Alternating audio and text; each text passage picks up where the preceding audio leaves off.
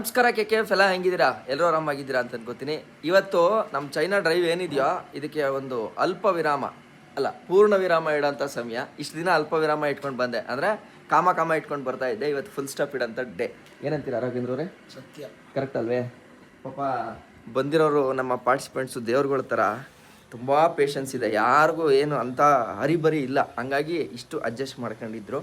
But ಖುಷಿ ಏನು ಅಂತಂದರೆ ಈ ಲಾಸ್ಟ್ ದಿನ ನಮ್ಗೆ ಸಿಕ್ಕಂಥ ಈ ಸ್ಟೇ ಇದೆ ಗೊತ್ತಾ, one of the best stay ಅಂತಲೇ ಹೇಳ್ಬೋದು ನಮ್ಮ ಓಲ್ಡ್ ಟ್ರಿಪ್ಪಲ್ಲಿ. ನೋಡಿ ಏನು ಸಖತ್ತಾಗಿ ಕಾಣಿಸ್ತಾ ಇದೆ. ಗೂರ್ಖಾ ಊರನ್ನು ನೋಡೋಕ್ಕೆ ಅದ್ಭುತವಾಗಿದೆ. ಬೆಳಗ್ಗೆ ಎದ್ದಾಗ ಈ ಥರದ್ದೊಂದು ವ್ಯೂ ಸಿಕ್ಕಿದ್ರೆ ನೋಡಿ, ಅಲ್ಲಿ ತೋಟಕ್ಕೆ ಕೆಲಸ ಮಾಡೋಕ್ಕೆ ಹೋಗ್ತಾ ಇದ್ದಾರೆ ನೋಡಿ. ಸೊ ಇವೆಲ್ಲ ಇಲ್ಲಿಂದ ನಿಂತು ನೋಡೋಕ್ಕೆ ಏನು ಮಜವಾಗಿದೆ ಅಂತಂದರೆ ಅಪ್ಪ ಸಾಕಣಪ್ಪ, ನೆಮ್ಮದಿ ಆಯಿತು ಅನ್ನೋ ಲೆವೆಲ್ ಫೀಲ್ ಆಗ್ತಿದೆ. ಆ್ಯಕ್ಚುಲಿ ಇವಾಗೊಂದು 8:30 ಆಗಿರೋದ್ರಿಂದ ಇಷ್ಟು ಕ್ಲಿಯರ್ ಆಗಿದೆ. ಇನ್ನೊಂದು ಸ್ವಲ್ಪ ದಿನದ ಮುಂದೆ ಏನು ಸರ್ ನೀವು ಕರೆಕ್ಟಾಗಿ ಹಿಂಗೆ ಸಿಗ್ತಿರಲ್ಲ ನನಗೆ ದಿನಾನೂ ರೆಡಿ ಆದ್ರಾ? ಏನು ಚೆನ್ನಾಗಿದೆ ಅಲ್ಲ ಸರ್ ವ್ಯೂ? ಇಷ್ಟ ಆಯ್ತಾ? ಒಂದೇ ಮಾತಲ್ಲಿ ಹೇಳಿ, ಚೆನ್ನಾಗಿತ್ತಾ? ಸೂಪರ್ ಅಷ್ಟೇ ಅಲ್ವಾ? ಈ ಥರ ಇದೆ ನೋಡಿ ಕ್ಲೈಮೇಟು ಹೆಂಗಿದೆ ಅಂತ. ಬಟ್ ಅಲ್ಲಿ ನೋಡಿ, ಅಲ್ಲಿ ಕೆಲಸ ಎಲ್ಲ ಮಾಡ್ತಾ ಇದ್ದಾರೆ ಗೂರ್ಖಾ ಜನಗಳು. ಪಾಪ ತುಂಬ ಶ್ರಮಜೀವಿಗಳು. ನಾನು ನೋಡಿದ ಮಟ್ಟಿಗೆ ಸಿಕ್ಕಾಪಟ್ಟೆ ಲೈಕ್ ಒಂಥರ ಸೋಲ್ಜರ್ ಕ್ವಾಲಿಟಿ ಇವ್ರಿಗೆಲ್ಲ. ಈಗ ರಾತ್ರಿನೇ ನಾವು ಇಲ್ಲಿ ಸ್ಟೇ ಮಾಡಿದ್ದಾಗ ಪಾಪ ಬಡ್ಸೋಕ್ಕೆಲ್ಲ ಬರೋರಲ್ಲ, ಅವ್ರು ಎಷ್ಟು ಚೆನ್ನಾಗಿ ಬಡಿಸ್ತಿದ್ರು. ಒಂದೇ ಒಂದು ಸೆಕೆಂಡು ಆ ಕಡೆ ಈ ಕಡೆ ಹೋಯ್ತಾ ಇರಲಿಲ್ಲ, ನಮ್ಮ ಹತ್ರನೇ ನಿಂತ್ಕೊಂಡು ನಮಗೆ ಸರ್ವ್ ಮಾಡ್ತಿದ್ರು ಅಲ್ವಾ ಸರ್? ಕರೆಕ್ಟ್ ಅಲ್ವಾ? ಇವರು ರಾತ್ರಿ ಸರ್ವ್ ಮಾಡಬೇಕಾದ್ರೆ ಎಷ್ಟೊತ್ತು ನಮ್ಮ ಜೊತೆನೇ ಇದ್ದು ಎಷ್ಟು ಚೆನ್ನಾಗಿ ಸರ್ವ್ ಮಾಡಿದ್ರು ಅಂತ ಹೇಳ್ತಾ ಇದ್ದೀನಿ ನಾನು. ನಿಜ ಅಲ್ವಾ? ಹಾಂ, ನಾವು 6 ಜನ, ಬಡಿಸೋರೆ 5 ಜನ ಇದ್ದರು. ಒಳ್ಳೆ ಒಂಥರ ಚೆನ್ನಾಗಿ ಅನ್ನಿಸ್ತು ಈ ಊರಿಗೆ ಬಂದು. ಲಾಸ್ಟ್ ಡೇ ಇವತ್ತು. ನಮ್ಮ ರಿಸಲ್ಟ್ ಕೊನೆ ದಿನ ಸರ್, ನಮ್ಮ ರಿಸಲ್ಟ್ ಕೊನೆ ದಿನ ಇವತ್ತು. ಏನೇ ಆದ್ರೂ ಫೈನಲ್ ಮುಗಿಸ್ಬಿಟ್ಟು ಹೋಯ್ತಾ ಇರೋಣ. ಹಾಂ, ಒಂದು ಮೇಲೆ ಕತ್ತೀವಿ ಇಲ್ಲ ಕೆಳಗೆ ಕೆಳಿತೀವಿ ಅಷ್ಟೇ, ಮುಗೀತು. ಹೇಳ್ತಾ ಬನ್ನಿ ಇವಾಗ ನಮ್ಮ ರಾಘವೇಂದ್ರ ಅವರು ಒಂದು ಒಳ್ಳೆ ಕಾಫಿ ಮಾಡಿಕೊಡ್ತಾ ಇದ್ದಾರೆ. ಕುಡ್ಕೊಂಡು ಇಲ್ಲಿಂದ ಇನ್ನೊಂದು ತಿಂಡಿ ಮಾಡ್ಕೊಂಡು ಹೊರಟ್ಬಿಡ್ತೀವಿ ಅಂತೀರಾ? ಕರೆಕ್ಟ್ ಅಲ್ವೇ? ಈಗ ರಾಘವೇಂದ್ರ ಅವ್ರಿಗೆ ಯಾಕೆ ಕಾಫಿ ಕೊಡೋ ಶಿಕ್ಷೆ ಅಂತಂದರೆ, ಇವರು ನನಗೆ ಗೊರಕೆ ಹೊಡೆದು ರಾತ್ರಿ ಹೊತ್ತು ನನಗೇನು ಹಿಂಸೆ ಮಾಡ್ತಾ ಇಲ್ಲ, ಅವ್ರಿಗೆ ಪಕ್ಕದಲ್ಲೆಲ್ಲ ಹಿಂಸೆ ಆಗ್ತಿದೆಯಂತೆ. ನಾನೀಗ ಅದನ್ನು ತಡ್ಕೊತಾ ಇದ್ದೀನಲ್ಲ, ಅದಕ್ಕೆ ಈಗ ಕಪ್ಪ ಕೊಡಿಸ್ತಾ ಇರೋದು ಇವ್ರಿಗೆ ಇದೇ ಕೆಲಸ. ಬೆಳಗ್ಗೆ ಎದ್ದು ನನಗೊಂದು ಕಾಫಿ ಮಾಡಿಕೊಡ್ಬೇಕು, ಯಾಕೆಂದರೆ ರಾತ್ರಿ ಎಲ್ಲ ಗೊರಕೆ ಹೊಡಿಯೋದಕ್ಕೆ ಶಿಕ್ಷೆ. ಓಕೆ, ಹೋಟ್ಲಲ್ಲಿ ಫುಡ್ ಇವಾಗ ಸದ್ಯಕ್ಕೆ ಜನ ಜಾಸ್ತಿ ಇಲ್ಲ ಅಂತ ಅವರೇ ಆರ್ಡ್ರ್ ತಗೊಂಡ್ರು. ಸೊ 3 ಜನನೂ ಆರ್ಡ್ರ್ ಮಾಡಿದ್ದೀವಿ. ಏನು ಸರ್, ಹೊಟ್ಟೆ ಹೋದ್ರಾ? ಗುರು ಗೋರಖ್ ನೋಡಿ sir, Gorkha, the name Gorkha is believe to be derived from Guru Gorakhnath, ಅದೇ ಹೇಳಿದ್ದು. Whose meditation cave and sacred footprint shrine ಕೊಂಡ್ ಟುಡೇ. ಓಕೆ, ಶೈನಲ್ಲಿರೋಂಥ ಫುಟ್ ಪ್ರಿಂಟು ಅವ್ರದ್ದೇ ಅಂತೆ, ಗುರು ಗೋರಖ್ನಾಥ್ ಅವರು. ನಾವೇನು ಅನ್ಕೋತಿದ್ವಿ, ಗೂರ್ಖಾ ಅಂತಿದ್ವಿ. ಇಟ್ಸ್ ನಾಟ್ ಗೂರ್ಖಾ, ಇಟ್ಸ್ ನಾಲ್ಕು ಜಿಲ್ಲಾ ಗೋರ್ಖಾ ಅಂತ. ಅದು ಈಗ ನಮ್ಮಲ್ಲಿ ಫೋರ್ಸ್ ಮೋಟರ್ಸ್ ಗೋರ್ಖಾ ಇದಿಲ್ವಾ, ಜೀಪ್ ಇಲ್ವಾ, 4x4 ಮೋಸ್ಟ್ ಕೇಪಬಲ್ 4x4 ಅದು. ಬಟ್ ಮಾಡರ್ನ್ ಏರಿಯಾದಲ್ಲಿ ಅದರಲ್ಲಿ ಮ್ಯಾನ್ಯುಯಲ್, ಅದು ಆಟೋಮೆಟಿಕ್ ಇಲ್ಲ. ಅದು ಗೂರ್ಖಾನ ಸರ್? ಅದು ಗೋರ್ಖಾನ ಹೆಸರು ಬರ್ದಿರೋದು? ಗೋರ್ಖಾ ಅಲ್ವಾ? ನಮ್ಮವ್ರು ಗೂರ್ಖಾ ಅಂತ ಓದ್ತಾರೆ ಅಷ್ಟೇ. ಗೂರ್ಖಾ ಅಂತ ಓದ್ GHURKA ಅದು ಗೋರ್ಖಾ. ಎಸ್. ಸೊ ನೋಡಿ, ಅವ್ರದ್ದು ಕುಕ್ರಿ ಇದೆಯಲ್ಲ, ಅದೇ ಅವ್ರ ಸಿಂಬಲ್. ಕುಕ್ರಿ, ಕತ್ತಿ, ಅದನ್ನ ಕುಕ್ರಿ ಅಂತ ಕರೀತಾರೆ. ಇವರು ಸಿಕ್ಕಾಪಟ್ಟೆ ಲೆಜೆಂಡ್ರಿ ವಾರಿಯರ್ಸ್ ಇವರು. ಇವತ್ತು ಬ್ರಿಟಿಷ್ ಆರ್ಮಿ, ಸ್ವಿಸ್ ಆರ್ಮಿ ಇವ್ರನ್ನ ಹೈರ್ ಮಾಡುತ್ತೆ, ಇಂಡಿಯನ್ ಆರ್ಮಿ ಹೈರ್ ಮಾಡುತ್ತೆ, ನೇಪಾಳಿ ಆರ್ಮಿ ಹೈರ್ ಮಾಡುತ್ತೆ. ಇವರು ಗ್ರೇಟ್ ವಾರಿಯರ್ಸು. ಪ್ರತಿಯೊಬ್ಬರಿಗೂ ಒಂದೊಂದು ಅದೇ ಜನರೇಷನಿಂದ ನಮ್ಮ DNA ಮತ್ತು ನಮ್ಮ ಒಂದು ಬಾಡಿ ಅನಾಟಮಿ ಇರುತ್ತಲ್ಲ, ಅದಕ್ಕೆ ಸಾವಿರಾರು ವರ್ಷದಿಂದ ಸೆಟ್ ಆಗಿರುತ್ತೆ. ಇಷ್ಟು ಎತ್ತರದ ಬೆಟ್ಟದ ಪ್ರದೇಶಗಳಲ್ಲಿ ಕಮ್ಮಿ ಆಕ್ಸಿಜನ್ ಉಸಿರಾಡೋದು, ಆಮೇಲೆ ಕಮ್ಮಿ ಆಹಾರ ತಿಂದು ಬದುಕೋದು, ಆಮೇಲೆ ಅಂಥ ಮಳೆ ಇರಲಿ, ಚಳಿ ಇರಲಿ, ಗಾಳಿ ಇರಲಿ, ಕೊರಿಯ ಚಳಿ ಇರಲಿ, ಅಲ್ಲಿ ಅವ್ರು ಸರ್ವೈವ್ ಆಗೋದು ಅವ್ರದ್ದು ತಾಕತ್ತದು. ಟ್ರೈಬ್ಸ್ ಅನ್ಸುತ್ತಲ್ವ ಸರ್ ಇವರು? ಬೇಸಿಕಲಿ ನಾವೆಲ್ಲ ಟ್ರೈಬ್ಸ್ ಅಲ್ವಾ ಕಿರಣ್? ಹಂತವಾಗಿ ಒಂದು ರಿಲಿಜಿಯಸ್ ಇದಕ್ಕೆ ಒಳಪಟ್ಟಿರೋದಲ್ವಾ. ಬಟ್ ಇದು ಗೋರಖ್ನಾಥ್ ಇದಾರಲ್ಲ, ಈ ಒಂದು ಕಾಲಕ್ಕೆ ಏನಾಗುತ್ತೆ ಅಂದರೆ, ಬೌದ್ಧ ಧರ್ಮ ಉಚ್ಛ್ರಾಯ ಸ್ಥಿತಿಗೆ ಹೋಗಿ ಎಲ್ಲ ಜನ ನಿರ್ವೀರ್ಯರಾಗ್ತಾ ಇರ್ತಾರೆ, ಕ್ಷಾತ್ರತೆ ಕಳ್ಕೊತಾ ಇರ್ತಾರೆ. ಈಗ ಬುದ್ಧ ಏನು ಹೇಳ್ತಾನೆ, ಕ್ರಿಸ್ತಪೂರ್ವ 5ನೇ ಶತಮಾನ ಬುದ್ಧನ ಅನುಯಾಯಿಗಳ ಮಾರು ಹೋಗಿ ಯಾರೇ ನಮ್ಮ ಮೇಲೆ ದಾಳಿ ಮಾಡಿದ್ರು ಅದನ್ನ ಪ್ರತಿರೋಧನ ನಾವು ಕಳ್ಕೊಂಡ್ಬಿಡ್ತೀವಿ. ಅಂದರೆ ಅತಿಯಾದ ಒಳ್ಳೆತನ, ಅತಿಯಾದ ರಿಲಿಜಿಯಸ್ ಬಿಲೀಫ್ ಸಿಸ್ಟಮ್ ಪ್ರಾಬ್ಲಮ್ಮು. ಆಗ ಆವಾಗ ಮತ್ಸ್ಯೇಂದ್ರನಾಥರು ಎಲ್ಲ ಯೋಚನೆ ಮಾಡಿ ನಮ್ಮ ಕ್ಷಾತ್ರನೇ ಕಳ್ಕೊತಾ ಇದ್ದೀವಿ ಅಂತ ಗೋರಖ್ನಾಥ್ ಮತ್ಸ್ಯೇಂದ್ರನಾಥ್ ಒಂದು ಪರಂಪರೆಯಿಂದ ಸೃಷ್ಟಿ ಮಾಡ್ತಾರೆ. ಅಲ್ಲಿಂದ ಬಂದವರೇ ಅಲ್ವಾ ನಾಗಗಳು ಅಗೋರಿಗಳೆಲ್ಲ. ಇದು ಒಂದು ಹಿಂದೂ ಧರ್ಮನ ಉಳಿಸ್ಲಿಕ್ಕೆ ಒಂದು ಕವಲದು. ಈಗ Gorkha community also warriors, Hindu warriors.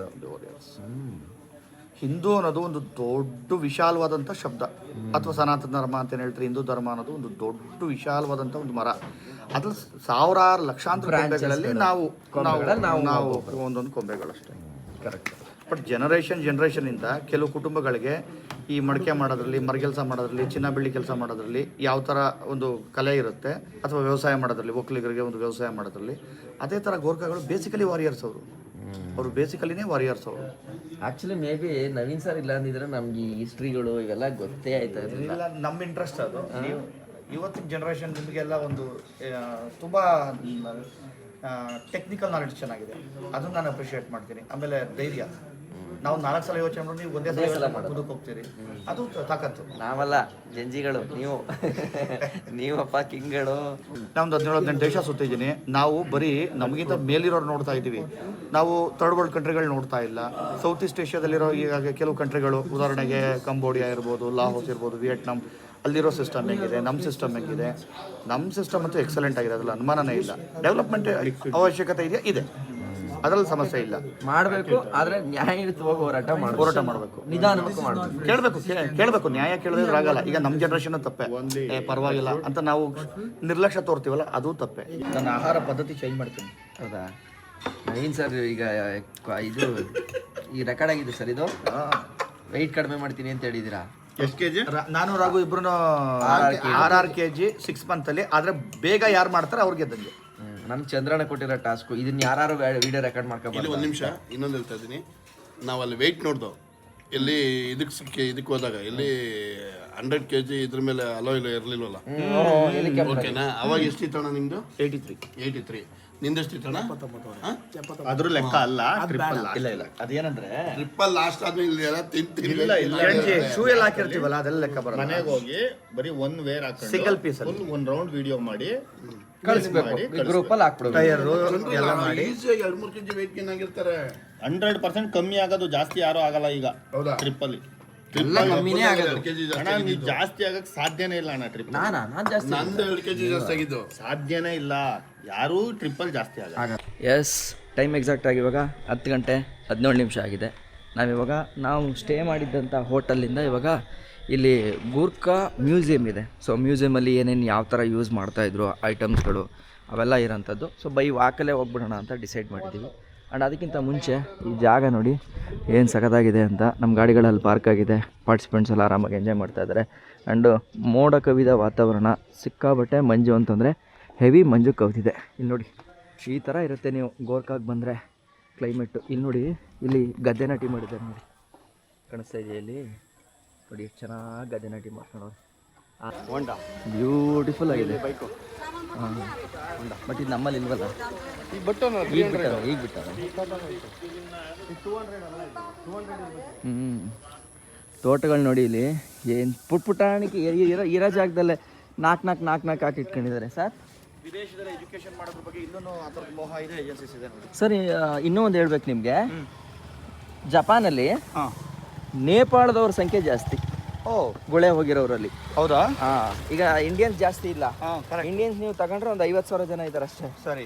But ನೇಪಾಳದವರು almost 2 lakh ಜನ ಇದ್ದಾರಂತೆ. ಏನಿರ್ಬೋದು ಕಾರಣ ಆವಾಗಿಂದನೂ ಅವ್ರಿಗೆ ಜಪಾನು ಅಂದರೆ ಒಂದು ಕನೆಕ್ಟಿವಿಟಿ.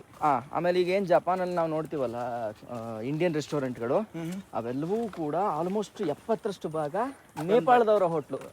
ಬಟ್ ಹೆಸರು ಮಾತ್ರ tag Indian restaurant, Indian thali. Almost Indian thali, Nepali thali similar, same ಅಲ್ಲ, ಸ್ವಲ್ಪ ಡಿಫ್ರೆನ್ಸ್. ಬಟ್ ಅವ್ರಿಗೆ ಮಾರ್ಕೆಟಿಂಗಿಗೆ ಬೇಕು, ಹಂಗಾಗಿ ಇಂಡಿಯಾ ಹೆಸರನ್ನ ಹಾಕೊಂತ ಇದ್ದಾರೆ. ಯಾಕಂದ್ರೆ ಟ್ರಾವೆಲರ್ಸ್ ನಾವು ಜಾಸ್ತಿ ಅಲ್ವಾ? ಯಾಕಂದ್ರೆ ರೈಸ್ ಈಟರ್ಸ್ ಬಂದು ನಾವು ಇಂಡಿಯನ್ಸ್ ಜಾಸ್ತಿ ಅಲ್ಲ. ಓವರ್ ಆಲ್ ಏಷ್ಯನ್ಸು, ಜಾಪನೀಸು, ಚೈನೀಸು, ಇಂಡಿಯನ್ ಎಲ್ಲ ಓವರ್ ಆಲ್ ಏಷ್ಯನ್. ಅಲ್ಲಿ ರೈಸ್ ಬೇರೆ ಥರ ಅಲ್ಲ, ಸಾವಿರಾರು ವೆರೈಟಿ ಇದೆ ರೈಸಲ್ಲಿ. ಇದೊಂದು ಮನೆ ನೋಡಿ, ಈ ಥರದ ಸಿಕ್ಕಾಪಟ್ಟೆ ಮನೆಗಳನ್ನ ನೋಡೋಕ್ಕೆ ಸಿಗುತ್ತೆ ಇಲ್ಲಿ. ಹಳೆ ಗೋರ್ಖಾ ಸ್ಟೈಲ್ ಮನೆ. ಆಮೇಲೆ ಅಪ್ಸ್ಟೇರ್ ಒಂದಿರುತ್ತೆ ಇವ್ರದ್ದು, ಅದೊಂದು ನಾನು ಅಬ್ಸರ್ವ್ ಮಾಡಿದೆ. ಮರದ ಮಾಡಿಗಳು ಇದು ಮಾಡಿರ್ತಾರೆ ನೋಡಿ, ಬಾಲ್ಕನಿ ಮಾಡಿರ್ತಾರೆ. ಹಳೆ ಮನೇಲೂ ಬಾಲ್ಕನಿ ಮಾಡಿರ್ತಾರೆ. ಆಮೇಲೆ ಇದು ನೋಡಿ ಅಪ್ಸ್ಟೇರ್, ಅದು ಒಂದು ಮೇಲ್ಗಡೆ ಮನೆ ಕೆಳಗಡೆ ಒಂದು ಮನೆ ಫಸ್ಟ್ ಫ್ಲೋರ್ ಅದು ಮೋಸ್ಟ್ಲಿ ಅದಕ್ಕೆ ಇದರಲ್ಲಿ ಮರದ ಕಟ್ಟಿಗೆಗಳಲ್ಲಿ ಮಾಡಿರ್ತಾರೆ ಮಾಡ್ತಾರೆ ಹೌದು. ಮೋಸ್ಟ್ಲಿ ಈಗ ಅದು ತಗಡೆಲ್ಲ ಇತ್ತೀಚೆಗೆ ಹಾಕಿರೋದು. ಆ ಕಲ್ಲೆಲ್ಲ ಹಳೇದೆ ಅಪ್ಪ, ಆದರೂ ಬ್ಯೂಟಿಫುಲ್ ಆಗಿದೆ ಅಲ್ಲ ಸರ್. ಬ್ಯೂಟಿಫುಲ್. ಊರು ಮಾತ್ರ ಸಕ್ಕತ್ತಾಗಿ ಫೀಲ್ ಕೊಡ್ತಾ ಇದೆ. ನನಗೆ ಅದೇ ಅನ್ಸೋದು, ಈ ಜೋಳ ಹಾಕಿದಾರೆ ನೋಡಿ, ನಾಲ್ಕು ಎಣಿಸ್ಕೊಂಡು ಹಾಕಿರ್ತಾರೆ, ನಾಲ್ಕು ಹಿಂಗೆ ಹೋಗು ಅಂತ. ಇಲ್ಲ ಟೆರೇಸಿಂಗ್ ಗಾರ್ಡನ್ ಅಲ್ವ, ಚಿಕ್ಕ ಪಾತಿ, ಸಮಪಾತಾಳಿ ಕೃಷಿ ಅಂತ ಕರೀತಾರೆ ಇದನ್ನ. ಸಮಪಾತಾಳಿ ಕೃಷಿ ಅಂತ ಕರೀತಾರೆ. ಇಂಗ್ಲೀಷಲ್ಲಿ ಏನು ಕರೀತಾರೆ ಅದಕ್ಕೆ? ಟೆರೇಸಿಂಗ್ ಫಾರ್ಮಿಂಗ್. ಓಕೆ. ಅಂದರೆ ಪೋಷಕಾಂಶಗಳು ನೀರು ಪೋಲಾಗಿರಂಗೆ ಮಡಿಗಳ ಥರ, ಪಾತಿ ಥರ ಅಲ್ಲಿ ನಿಂತು ಹೋಗೋದು. ಈ ಹಳೆ ಕಾರ್ಗಳು ನೋಡಿ ಎಷ್ಟು ಚೆನ್ನಾಗಿ ಮೇಂಟೈನ್ ಮಾಡಿ ಇಟ್ಕೊಂಡಿರ್ತಾರೆ ಇನ್ನೂ. ಇಲ್ಲ ಇದೆಲ್ಲ ನೋಡೋದಕ್ಕೆ ನಾವು ಮಾಡಬೇಕು ಅಂತ ಅನ್ಸುತ್ತೆ. ನಾವು ಸುಮ್ಮನೆ ವಸ್ತುಗಳನ್ನ ಸರಿಯಾಗಿ ಬಳಸೋದೇ ಇಲ್ಲ ಅಲ್ವಾ? ಎಲ್ಲ ಒಂದು 20-25 ವರ್ಷದ ಕಾರ್ಗಳನ್ನ ಆ್ಯಕ್ಚುಲಿ ನಮ್ಮ ಹತ್ರ ಎಲ್ಲ ಇದೆ, ಮೇಂಟೈನ್ ಮಾಡಲ್ಲ ನಾವು. ನೋಡಿ ಇದು ಯಾವುದೋ ಒಂದು ಬೀದಿಲಿ ನಡ್ಕೊಂಡು ಹೋಗ್ತಿದ್ದೀವಿ ನಾವು. ಆ್ಯಕ್ಚುಲಿ ನೆನ್ನೆ ಇದೇ ಬೀದಿನಲ್ಲೇ ಕೆಳಗಡೆ ಇಳಿದ್ವಿ. ಗೋರ್ಖಾ ಈ ಥರ ಇರುತ್ತೆ. ಇಲ್ಲಿ ಹೆಚ್ಚಿನ ಜನಕ್ಕೆ ಹಿಂದಿ ಅರ್ಥ ಆಗಲ್ಲ, ಆಗೋದೇ ಇಲ್ಲ. ಹಳಬರ್ಗಂತೂ ಇಲ್ಲವೇ ಇಲ್ಲ, ಬರೋದೇ ಇಲ್ಲ. ಹಳಬರ್ಗಂತೂ ಇಲ್ಲವೇ ಇಲ್ಲ. ಸ್ವಲ್ಪ ಸಿಟಿ ಕನೆಕ್ಟಿವಿಟಿ ಇರೋ ಹುಡುಗರಿಗೆ ಒಂದು 80% ಜನಕ್ಕೆ ಹಿಂದಿ ಸ್ವಲ್ಪ ಬರ್ಬೋದೇನೋ. ನೆನ್ನೆ ಒದ್ದಾಡ್ಬಿಟ್ಟಿದ್ದೀವಿ ಲೋಕಲಲ್ಲಿ, ನಾವು ಜಾಗ ಕೇಳೋಕ್ಕೆ ಎಲ್ಲಿಂದ ಎಲ್ಲಿಗೆ ಹೋಗ್ಬೇಕು ಅಂತ ಕೇಳೋಕ್ಕೆ ಒದ್ದಾಡಿದ್ದೀವಿ. ಆಮೇಲೆ ಗೋರ್ಖಾಗಳದ್ದೇ ಬೇರೆ ಥರ ನೇಪಾಳಿ. ಮತ್ತೆ ಗೂಗಲ್ ಗೂಗಲ್ ವರ್ಕ್ ಆಗಲ್ವಾ? ಗೂಗಲು ಎಲ್ಲಿ ಅಲ್ಲ ಮೀನ್ಸ್ ಮ್ಯಾಪ್ ರೆಡಿ ಆಗಿಲ್ಲ, ಅಪ್ಡೇಟ್ ಆಗಿಲ್ಲ ಅಷ್ಟೇ. ಎಸ್ ನೋಡಿ, ಇದು ಮೇಯ್ನ್ ಹೈವೇ ಗೋರ್ಖಾದು. ನಾವಿಲ್ಲೇ ನೆನೆ ಎಲ್ಲ ಓಡಾಡಿದ್ದು, ಮತ್ತು ಪ್ಯಾಲೇಸ್ಗೆಲ್ಲ ಹೋದ್ವಲ್ಲ, ಅದು ಇದೇ ರೋಡು. ಜನರ ಜೀವನ ಶೈಲಿ ನೋಡಿ ಹೆಂಗಿದೆ, ಮಾರ್ಕೆಟಿಂದ ಹಿಡಿದು ಪ್ರತಿಯೊಂದು ಸೇಮ್. ನಾವು ಹಿಮಾಚಲ್ ಪ್ರದೇಶಕ್ಕೆ ಹೋದಾಗ ಏನು ಫೀಲ್ ಆಗುತ್ತೋ ಅದೇ ಫೀಲ್ ಕೊಡುತ್ತೆ ಇಲ್ಲಿ.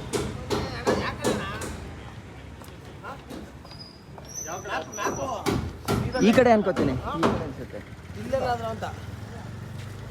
ಇಲ್ಲ ಇನ್ನೂ ಸೀದಾ ಇದೇ ರೋಡಲ್ಲಿ ಬರೋದು. ಇನ್ನೊಂಚೂರು ಮುಂದೆ.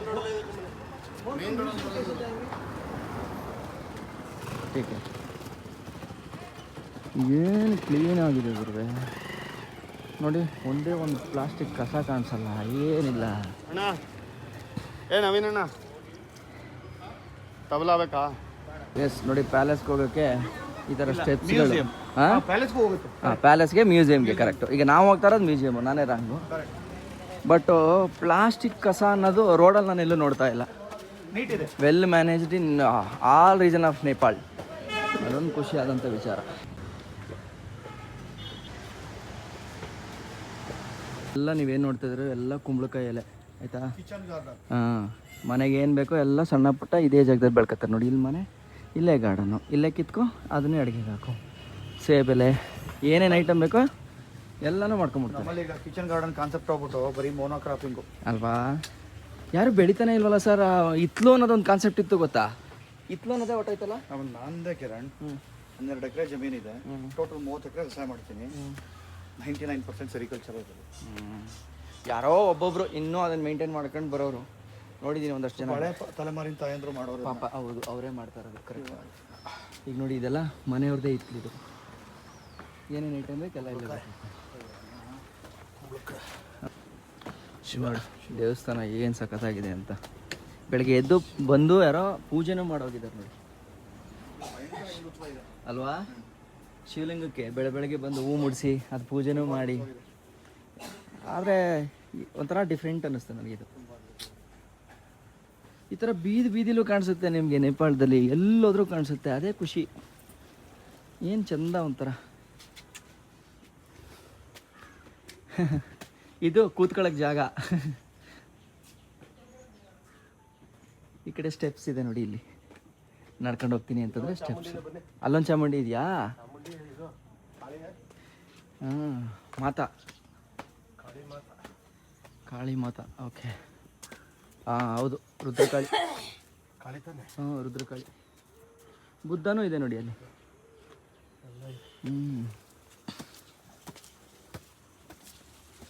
ಮನೆಗಳು ನೋಡೋಕ್ಕೆ ಚಂದ ಇಲ್ಲಿ. ಪುಟ್ಪುಟಾಣಿ ಪುಟ್ಪಣಿ ಮನೆ, ಅದರಲ್ಲಿ ಜರಿ. ಅಲ್ಲಿ ನೋಡಿ ಸ್ಟೆಪ್ಸ್ ಹಾಕಿದ್ದಾರೆ ಅಲ್ಲಿಗೆ. ದುರ್ಗಿ. ನೇಪಾಳ ಆ್ಯಕ್ಚುಲಿ ಮಾನ್ಸೂನಿಗೆ ಬಂದರೂ ಬೋರೆ ಹೊಡೆಯಲ್ಲ ಅಂದ್ಕೊಳ್ಳಿ. ಬಟ್ ಈಗ ಆಫ್ ಸೀಸನು ಅಂತ ಹೇಳ್ತಾರಪ್ಪ ಇಲ್ಲಿ ಜನ. ಬಟ್ ನಮ್ಗೆ ಆಫ್ ಸೀಸನೇ ಒಂಥರ ಚೆನ್ನಾಗಿ ಅನ್ನಿಸ್ತು ಅಲ್ವಾ ಸರ್? ಭತ್ತದ ಬೀಜ ಎಷ್ಟು ತೆನೆ ಕೊಡುತ್ತೆ, ಅಂದರೆ ಎಷ್ಟು ಕಾಳುಗಳು ಕೊಡುತ್ತೆ. ಸರ್ ಅಲ್ಲಿ ನೋಡಿ ನಾನು ಹೇಳಿದ್ನಲ್ಲ ಡಬಲ್ ಅಪ್ಸ್ಟೇರ್ ಮನೆಗಳು, ಅಲ್ಲಿ ನೋಡಿ ಅದು ಗೊತ್ತಾಯ್ತು. ಅಲ್ಲಿ ನೋಡಿ ಜೋಳಗಳು ನೇತಾಕಿದ್ದಾರೆ. ಜಾಸ್ತಿ ಕೋಳಿಗಳು ಸಾಕ್ತಾರೆ ಇವರು. ಈ ಏನು ಸಣ್ಣ ಪುಟ್ಟ ಇಲ್ಲಿ ಬೆಳೀತಾರಲ್ಲ ಈ ಜೋಳಗಳು ಚಿಕ್ಕ ಚಿಕ್ಕದಾಗ ಅವ್ರ ಮನೆ ಹತ್ರ ಬೆಳ್ಕೊತಾರಲ್ಲ, ಅದರಿಂದ ಕೋಳಿಗೆ ಹಾಕ್ತಾರೆ ಜೋಳನ. ಹೌದು, ಅದ್ರ ಮುಖಾಂತರ ಕೋಳಿ ಫಾರ್ಮ್ ಥರ ಅದನ್ನ ಮೇ ಬಿ ಮಾಡ್ತಾರೆ. ಕಿರಣ್, ಈ ಮಾಂಸಾಹಾರ ಇದೆಯಲ್ಲ ಭಾರಿ ಒತ್ತಡ ಆಗುತ್ತೆ ಪ್ರಕೃತಿ ಮೇಲೆ. ಯಾಕೆಂದರೆ ಮಾಂಸಾಹಾರ 1 kg ಕೋಳಿನ ಕೊಪ್ಸೋಕ್ಕೆ ಎಷ್ಟು ಸಸ್ಯಾಹಾರ ಬೇಕು ಮತ್ತು ಎಷ್ಟು ನೀರು ಬೇಕು. ಆ್ಯಕ್ಚುಲಿ ಮಾಂಸಾಹಾರದಿಂದ ಪ್ರಕೃತಿ ಮೇಲೆ ಜಾಸ್ತಿ ಒತ್ತಡ ಆಗ್ತಿದೆ. ಹೌದಾ? ನಾವು ಅಭ್ಯಾಸ ಮಾಡ್ಕೊಬಿಟ್ಟಿದ್ದೀವಿ ಅಷ್ಟೇ, ಹಂಗಂದು ಬಿಡೋಕ್ಕೂ ಆಗಲ್ಲ. ಅಭ್ಯಾಸ ಮಾಡ್ಕೊಬಿಟ್ಟಿದ್ದೀವಿ. ಇದ್ಯಾವುದೋ ಪಾರ್ಕ್ ಅನ್ಸುತ್ತೆ, ಇದು ಪಾರ್ಕ್, ಇದು ಪಬ್ಲಿಕ್ ಪಾರ್ಕ್. ಆ ಮ್ಯೂಸಿಕ್ ಸಂಬಂಧಪಟ್ಟದ ಇರಬೇಕು, ಹೇಳೋಕ್ಕಾಗಲ್ಲ. ಇಲ್ಲಿ ನೋಡಿ ಒಬ್ಬರು ಪಬ್ಲಿಕ್ ಅನಿಸುತ್ತೆ, ಮೇ ಬಿ ಏನಕ್ಕೂ ಸಂಬಂಧನೇ ಇಲ್ಲ ಇವ್ರಿಗೂ ಅದಕ್ಕೂ. ಬಟ್ ಅವ್ರ ರೋಡ್ನ ಅವರೇ ನೀಟಾಗೆಲ್ಲ ಕ್ಲೀನ್ ಮಾಡ್ಕೊತಾ ಇದ್ದಾರೆ ನೋಡಿ, ಒಂದೊಂದು. ಆದರೆ ಮುಖ ಕೊಟ್ಟು ಮಾತಾಡಲ್ಲ ಸರ್, ಮುಖ ನೋಡ್ತಿದ್ದಂಗೆ ತಲೆ ಬುಡ್ಸ್ಕೊಬಿಡ್ತಾರೆ ಜನ. ಒಂಥರ ಶೈ ನೇಚರ್. ಹೊರಗಿನವರ ಇದು ಅವ್ರಿಗೇನು ಖುಷಿ ಕೊಡಲ್ಲ. ನೋಡಿ ಎಲ್ಲ ಕ್ಲೀನ್ ಮಾಡ್ಕೊಂಡು ಹೋಗ್ತಿದ್ದಾರೆ. ಅಂದರೆ ಅವರು ಸೆಲೆಕ್ಟಿವ್ ಗಿಡಗಳನ್ನ ಮಾತ್ರ ಟಾರ್ಗೆಟ್ ಮಾಡ್ತಿರೋದು. ಎಲ್ಲನೂ ಕೀಳ್ತಾ ಇಲ್ಲ ನೋಡಿ, ಅದು ಕೆಟ್ಟದ್ದಿರಬೇಕು, ಅದಕ್ಕೆ ಕಿತ್ಕೊಂಡು ಹೋಯ್ತಾವ್ರೆ. ಅಲ್ಲ ಎಸ್ಬಿಟ್ಟು ಹೋಯ್ತಾರಲ್ಲ, ತಗೊಂಡು ಹೋಯ್ತಿಲ್ವಲ್ಲ. ಈ ಮೆಟ್ಲಲ್ಲಿ ಬರ್ತಾ ಈ ಥರ ಹೋಲ್ಗಳು ನೋಡಿದ್ವಿ, ಒಳಗಡೆ ನೀರು ಹರಿಯೋ ಶಬ್ದ ಕೇಳಿಸ್ತಾ ಇದೆ. ಅಂದರೆ ಅಂಡರ್ಗ್ರೌಂಡ್ ಸಿಸ್ಟಮ್. ಅಲ್ಲೂ ಇದೆ. ಎಕ್ಸಾಂಪಲ್ ನಿಮ್ಗೆ ನೋಡಿ, ಅಲ್ಲೂ ತೋರಿಸ್ತೀನಿ ನೋಡಿ. ಸೊ ಇಲ್ಲೂ ಇದೆ. ಪ್ರತಿಯೊಂದು ನೀರು ಅಂಡರ್ಗ್ರೌಂಡ್ ಡ್ರೈನೇಜ್ ಸಿಸ್ಟಮ್ ಅವ್ರದ್ದು ಹಳ್ಳ ಸೇರ್ಕೊಂಡ್ಬರುತ್ತೆ ನೋಡಿ. ಈಸಿ ಮೇಂಟೆನೆನ್ಸು, ಆರಾಮಾಗಿ ಮಾಡ್ಕೊಬೋದು, ರಿಸ್ಕ್ ಇಲ್ಲ. ಬೆಟ್ಟದಿಂದ ಹರಿಯೋ ನೀರನ್ನ ಒಂದು ನೀವು ಚಾನಲ್ ಕೊಡಲೇಬೇಕಲ್ಲ, ಇಲ್ಲಾಂದ್ರೆ ಊರಿಗೆ ಮನೆಗೆ ತೊಂದರೆ ಆಗುತ್ತೆ. ಕರೆಕ್ಟ್. ಈ ಥರ ಮೇ ಬಿ ಎಷ್ಟೋ ಇದ್ದಾವೆ ಅನಿಸುತ್ತೆ ಊರಲ್ಲಿ. ಇದು ಒಂದು ವೇ, ಇದು ಈ ಥರ ಸುಮಾರು ಇರುತ್ತೆ. ಬಂದ್ವಿ ನೋಡಿ ಹೊರಗಡೆಗೆ. ಸೊ ಇಲ್ಲಿಂದ ಅಲ್ಲೋಗಿ ಕಟ್ಟಾದರೆ ಅಲ್ಲೇ ಕ್ಯಾಂಪ್, ಇದು ಮ್ಯೂಸಿಯಮ್. ನಾವು ಕೆಳಗಡೆ ಹಿಂಗೆ ಹೋದ್ವಿ, ಅದೊಂದು ನೋಡಿ ಸರ್, ಅಲ್ಲಿ ಚೆನ್ನಾಗಿದೆ ಅಲ್ವಾ?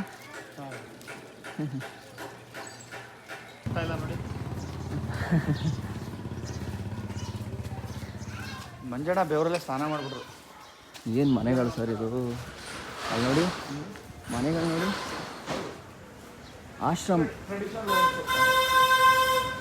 ಇವೆಲ್ಲ ಹಳೆಯ ಕಾಲದ ಅಂಗಡಿ ಬೀದಿಗಳು ನೋಡಿ ಹೆಂಗಿದೆ, ಒಳ್ಳೆ ವೈಬಾಗಿ ಒಂದೊಂದೇ ಡೋರಿನ ಮನೆಗಳು. ಇಲ್ಲಿ ನೋಡಿ ಇದು ಹೆಂಗಿದೆ ಅಂತ, ಯಾವುದೋ ಹಳೆಯ ಕಾಲದ ಅಂಗಡಿ ಇದು. ಬಟ್ ವರ್ಕಿಂಗಲ್ಲಿಲ್ಲ, ಸ್ಟಾಪಲ್ಲಿದೆ ಇವಾಗ. ಎಲ್ಲ ಲಾಕ್ ಮಾಡಿದ್ದಾರೆ, ಬಟ್ ಆದರೂ ಚೆನ್ನಾಗಿ ಕಾಣಿಸುತ್ತೆ ನೋಡಿ. ಎಲ್ಲ ಹೂದೋಟ ಎಲ್ಲ ಹಾಕಿ ಎಷ್ಟು ನೀಟಾಗಿ ಮಾಡಿಟ್ಟಿದ್ದಾರೆ. ಎಸ್, ಬಂದು ನೋಡಿ ಮ್ಯೂಸಿಯಂ ಹತ್ರಕ್ಕೆ. ಈ ಮ್ಯೂಸಿಯಂ ಇರೋ ಸರ್ಕಲ್ನ ಸಗದಾಗಿ ಮಾಡಿದ್ದಾರೆ. ಆ್ಯಕ್ಚುಲಿ ಇದೊಂಥರ ವೈಬ್ ಫೀಲ್ ಆಗುತ್ತೆ ನೋಡಿ ಇದು. ಸರ್ ಸಣ್ಣ ರೋಡಲ್ಲಿ ಬಸ್ಗಳು ಹೆಂಗೆ ಹ್ಯಾಂಡಲ್ ಮಾಡ್ತಾರೆ ಅಲ್ವಾ? ನಾನು ಅದೇ ಯೋಚನೆ ಮಾಡ್ತಿದ್ದೆ ಈಗ. ಅಣ್ಣ ಟಿಕೆಟ್ ತೊಗೊಳ್ಳಿ. ವಾ, ಎಷ್ಟು ಬೇಕು ಹೇಳಿ.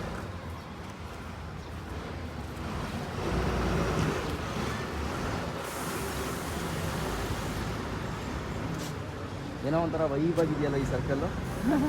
ಯಾವುದೋ ಹಳೆಯ ಕಾಲಕ್ಕೆ ಬಂದಿದ್ದೀವಿ ಅನ್ನೋ ಥರ ಫೀಲ್ ಆಗುತ್ತೆ. ನೀವು ಹಾಕಿ, ನನಗೆ ನಾನು ಏನೂ ಹಾಕಲ್ಲ. ಏನೋ ಒಂದು ಹಾಕಿ ಅಂತ ಹೇಳಿದ್ರಲ್ಲ, ಏನೋ ಕೊಟ್ಟೆ ಎಲ್ಲೋ ಹಾಕಿ ಅಂತ ಹೇಳಿದೆ ನೀವು. ಓಕೆ, ನೇಪಾಳದವ್ರಿಗೆ ಫ್ರೀ ಇದೆ, ಇಂಡಿಯಾದವ್ರಿಗೆ 50 ರೂಪಾಯಿ. ಬಟ್ ಇಲ್ಲಿ 200 ಅಂತ ಬರ್ತಿದೆ ಸಾರ್ಕ್ ಕಂಟ್ರೀಸ್ಗೆ. ನಾವು ಸಾರ್ಕ್ ಕಂಟ್ರೀಸ್ಗೆ ಸೇರ್ತೀವ ಸರ್? ಸೇರ್ತೀವಿ, ಬಟ್ ನಾವು ಇಂಡಿಯನ್ಸ್ಗೆ ಇಲ್ಲಿ 50 ರೂಪಾಯಿ ಅಂತ ಹೇಳಿದ್ರು ಅವರು. ಬಟ್ ನಾವು ಸಾರ್ಕ್ ಕಂಟ್ರಿನೇ ಒನ್ ಆಫ್ ದಿ. ಬಟ್ ಅವರು ಇಂಡಿಯನ್ಸ್ಗೆ ನಾವು ಸ್ವಲ್ಪ ಕನ್ಸೆಷನ್. ಗೋರ್ಖಾ ಸಂಗ್ರಹಾಲಯ ಮ್ಯೂಸಿಯಂ ನೋಡೋಣ ಒಳಗಡೆ ಏನೇನಿದೆ ಅಂತ.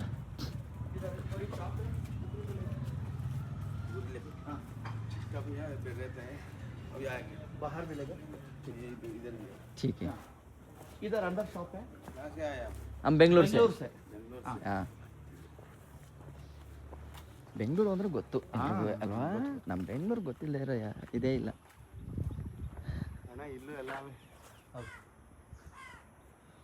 ಕ್ಯಾಮ್ರಾ ಅಲ್ಲ ಇಲ್ವಾ? ಇಲ್ಲ ಇದೆ. ಅಲ್ಲ, ನಾವು ಒಂದೇ ಕ್ಯಾಮ್ರಾ ತಗೊಂಡಿರೋದು. ಇವ್ರು ಫೋನ್ ತಗೊಂಡ್ಬಿಡಿ, ಕ್ಯಾಮ್ರಾ ಫೋನ್ ಅಲ್ಲ ಅದು ಕ್ಯಾಮ್ರಾ. ನೋಡಿ ಏನು ಬ್ಯೂಟಿಫುಲ್ ಆಗಿದೆ ಕೆತ್ತನೆಗಳು. ಅಂದರೆ ಎಲ್ಲ ಮರದ ಕಿಟಕಿಗಳು, ಮರದ ಬಾಗಿಲುಗಳು, ಒಂದೊಂದು ಡೀಟೇಲಿಂಗ್ ನೋಡಿ ಏನು ಸಖತ್ತಾಗಿ ಮಾಡಿದ್ದಾರೆ ಅಂತ. 300 ವರ್ಷ ಹಳೇದಂತೆ. ಆ್ಯಂಡ್ ನೀವು ಮೇಲ್ಗಡೆ ನೋಡ್ತು ಅಂತಂದರೆ ಈ ಲೈಂಗಿಕತೆಯ ವಿಚಾರಗಳನ್ನೆಲ್ಲ ಇಲ್ಲಿ ಕೆತ್ತಿದ್ದಾರೆ. ಸೊ ಅಂದರೆ ಸೆಕ್ಷುವಲ್ ಎಜುಕೇಷನ್ ಎಲ್ರಿಗೂ ಸಿಗಬೇಕು, ಆ ಕಾಲದಲ್ಲಿ ಜನಗಳಿಗೆ ಅರ್ಥ ಆಗಬೇಕು ಅನ್ನೋದಕ್ಕೋಸ್ಕರ ಆ ಒಂದು ಏನು ಆಸನಗಳಿದೆಯೋ ಲೈಂಗಿಕ ಆಸನಗಳು ಅದನ್ನೆಲ್ಲನೂ ಕೂಡ ಇಲ್ಲಿ ಮರಗಳ ಮೇಲೆ ಆ ಲೈನ್ ಮೇಲ್ಗಡೆ ಒಂದು ಲೈನ್ ಏನು ನೋಡ್ತಾ ಇದ್ದೀರಲ್ಲ ಅದ್ರ ಫುಲ್ಲು ಕೆತ್ತನೆ ಮಾಡಿದ್ದಾರೆ ನೋಡಿ. ನಾವು ಯೂಶ್ವಲಿ ಏನು ಅನ್ಕೋತೀವಿ, ನಮ್ಮೂರಲ್ಲೂ ಕೆಲವೊಂದು ದೇವಸ್ಥಾನಗಳೆಲ್ಲ ಆ ಥರ ಇದೆ ಆ್ಯಕ್ಚುಲಿ, ನಂಜನಗೂಡಲ್ಲಿ ಮತ್ತು ರಥಗಳಲ್ಲಿ ಆಲ್ಮೋಸ್ಟ್ ಯಾವ್ಯಾವ ರಥ ಇದೆಯೋ ಅಲ್ಲೆಲ್ಲವೂ ಕೂಡ ಇದೆ. ಸೊ ಅದನ್ನು ನಾವು ನ್ಯೂಟ್ರಲ್ ಆಗಿ ತೊಗೋಬೇಕು, ಅದನ್ನು ತಪ್ಪು ಅಂತ ಏನು ಹೇಳಿಲ್ಲ. ಇವತ್ತಿನ ಪ್ರಪಂಚಕ್ಕೆ ಸೆಕ್ಷುವಲ್ ಎಜುಕೇಷನ್ ಎಲ್ರಿಗೂ ಕೂಡ ಕಡ್ಡಾಯವಾಗಬೇಕು. ಆ ಜಮಾನದಲ್ಲೇ ಈ ಥರ ಪಬ್ಲಿಕ್ಕಾಗಿ ಇಟ್ಟಿದ್ದಾರೆ ಅಂತಂದರೆ ನಾವುಗಳು ಇವಾಗ ಅದನ್ನು ಮುಕ್ತವಾಗಿ ಮಾತಾಡಲಿಲ್ಲ ಅಂತಂದರೆ ದಡ್ಡರಾಗ್ತೀವಿ. ಆ್ಯಕ್ಚುಲಿ ಅದನ್ನು ಎಲ್ರಿಗೂ ಶೇರ್ ಮಾಡಬೇಕು, ಗೊತ್ತಾಗಬೇಕು, ಆಯಿತಾ? ಸೊ ಇದಿಷ್ಟು ಹೇಳ್ತಾ ಒಳಗಡೆಗೆ ಎಂಟ್ರಿ ಆಗೋಣ. ಮ್ಯೂಸಿಯಂ ಒಳಗಡೆ ಏನಿದೆ ಅಂತ ನೋಡೋಣ. ನೋಡಿ ಮ್ಯೂಸಿಯಂ ಏನು ಸಖತ್ತಾಗಿದೆ ಅಂತ, ಪೀಸ್ಫುಲ್ಲಾಗಿದೆ, ಸೈಲೆಂಟಾಗಿದೆ, ಓ ಬ್ಯೂಟಿಫುಲ್, ಏನೋ ಒಂಥರ ಪೀಸ್ ಆಗಿದೆ ಅಲ್ಲ ಸರ್?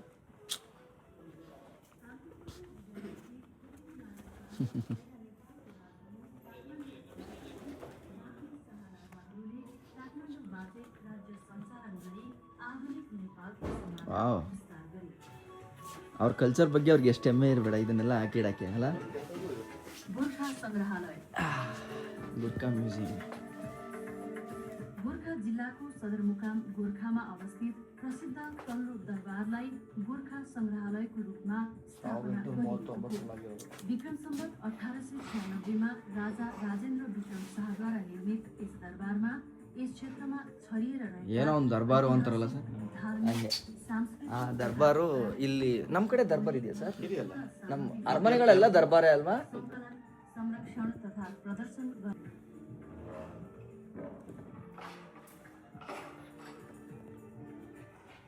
ಮೇಲ್ಗಡೆ 2 ಫ್ಲೋರ್ ಇದ್ದಾವೆ, ಬನ್ನಿ ಹೋಗೋಣ.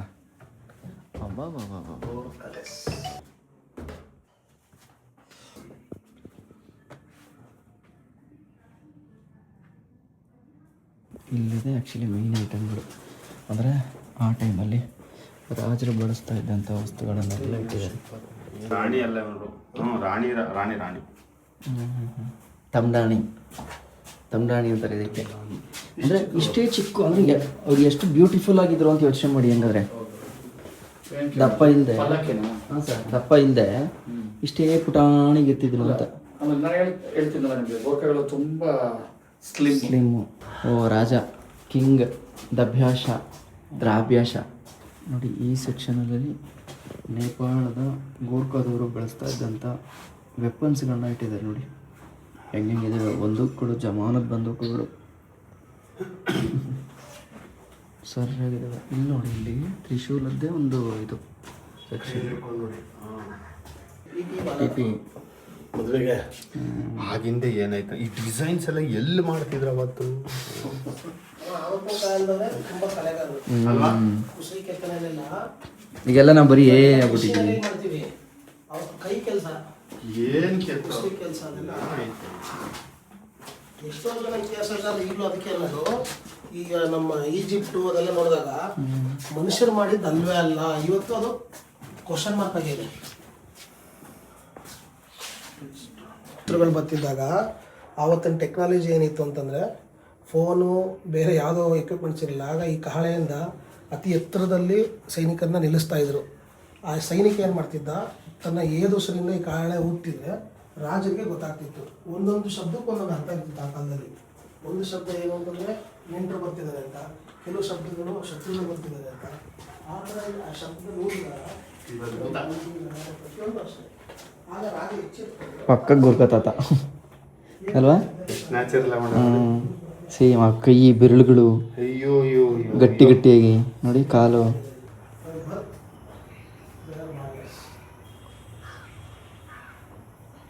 ಓಕೆ, ಸೊ ಗೂರ್ಖಾ ಮ್ಯೂಸಿಯಮ್ನ ನೋಡ್ಕೊಂಡು ಇಲ್ಲಿಂದ ಹೊರಡ್ತಾ ಇದ್ದೀವಿ.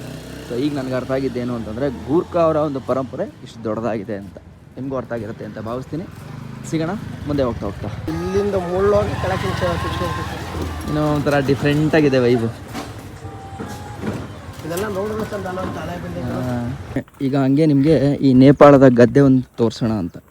ಡಿಫ್ರೆಂಟ್ ಏನಿಲ್ಲ, ಸೇಮೇ ಇದೆ, ಬಟ್ ನೋಡೋಣ ಹೆಂಗಿರುತ್ತೆ ಅನ್ನೋದಕ್ಕೋಸ್ಕರ ಇಲ್ಲಿಗೆ ಕರ್ಕೊಂಬಂದಿದ್ದೀನಿ. ಇಲ್ಲಿ ನೋಡ್ತಾ ಇದ್ರಲ್ಲ, ನಾನು ಹೇಳ್ದಂಗೆ 4 ಜೋಳಗಳು ಒಂದೊಂದು ಸಾಲಲ್ಲಿ ಹಾಕಿರ್ತಾರೆ. ಇಲ್ಲಿ ನೋಡಿ ಭತ್ತಕ್ಕೆ ನಾಟಿ ಮಾಡೋಕ್ಕೆ ಅಂತ ಅಂದ್ಬಿಟ್ಟು ಪೈರುಗಳನ್ನ ಹಾಕಿದ್ದಾರೆ, ಭತ್ತದ ಪೈರು. ಸೊ ಇಲ್ಲಿ ಆಲ್ರೆಡಿ ಒಂದಷ್ಟು ನಾಟಿ ಆಗಿದೆ. ಇವ್ರದ್ದು ಭೂಮಿ ಬೆಟ್ಟದ ಮೇಲೆ ಇರೋದ್ರಿಂದ ಎಲ್ಲ ಚೊಕ್ಕಟ್ಟು ಒಂದೊಂದು ಭಾಗ ಕಡ್ದು ವ್ಯವಸಾಯ ಮಾಡ್ತಾರೆ. ನಮ್ಮ ಥರ ಯಾಕೆಂದರೆ ಫ್ಲ್ಯಾಟ್ ಲ್ಯಾಂಡ್ ಇರೋಲ್ಲ.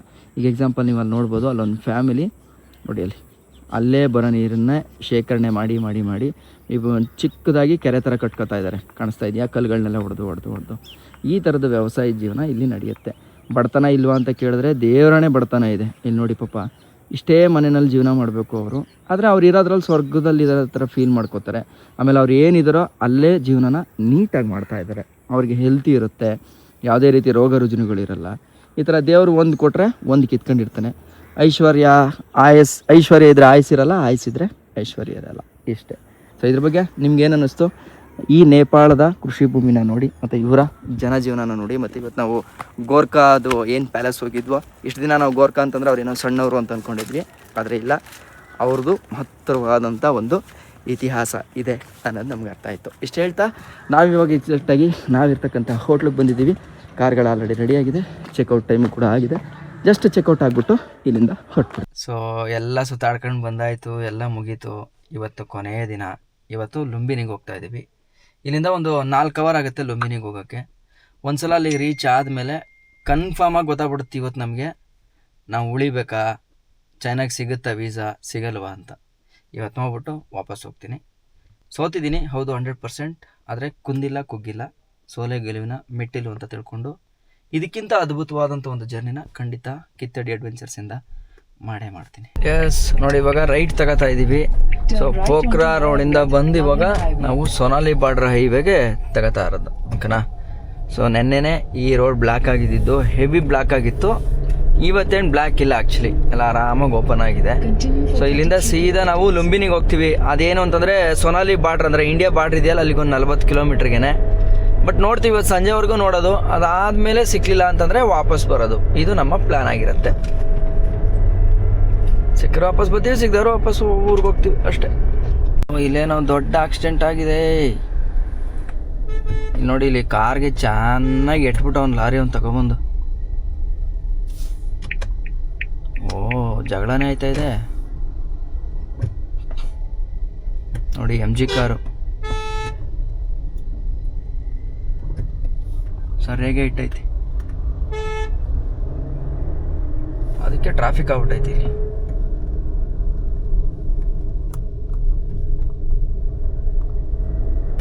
ಸೊ ಇವಾಗ ಟೈಮ್ ಎಕ್ಸಾಕ್ಟಾಗಿ 5:36 ಆಗಿದೆ.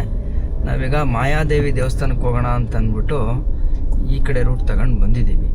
ಸೊ ಇಲ್ಲಿ ಹೆಂಗೆ ಅನ್ನಿಸ್ತಾ ಇದೆ ಅಂತಂದರೆ ಪ್ರಾಪರ್ ಉತ್ತರ ಪ್ರದೇಶಕ್ಕೆ ಎಂಟ್ರಿ ಆಗಿದ್ದೀವಿ ಅನ್ನೋ ಫೀಲು ನನಗೆ.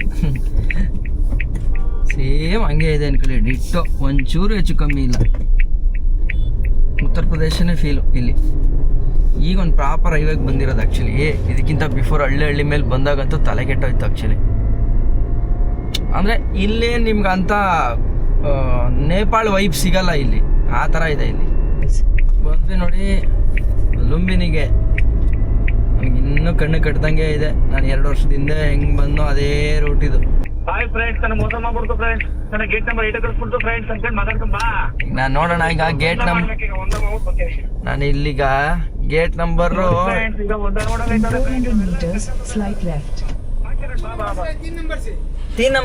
3 नंबर से ಮಾಯಾದೇವಿ ಟೆಂಪಲ್.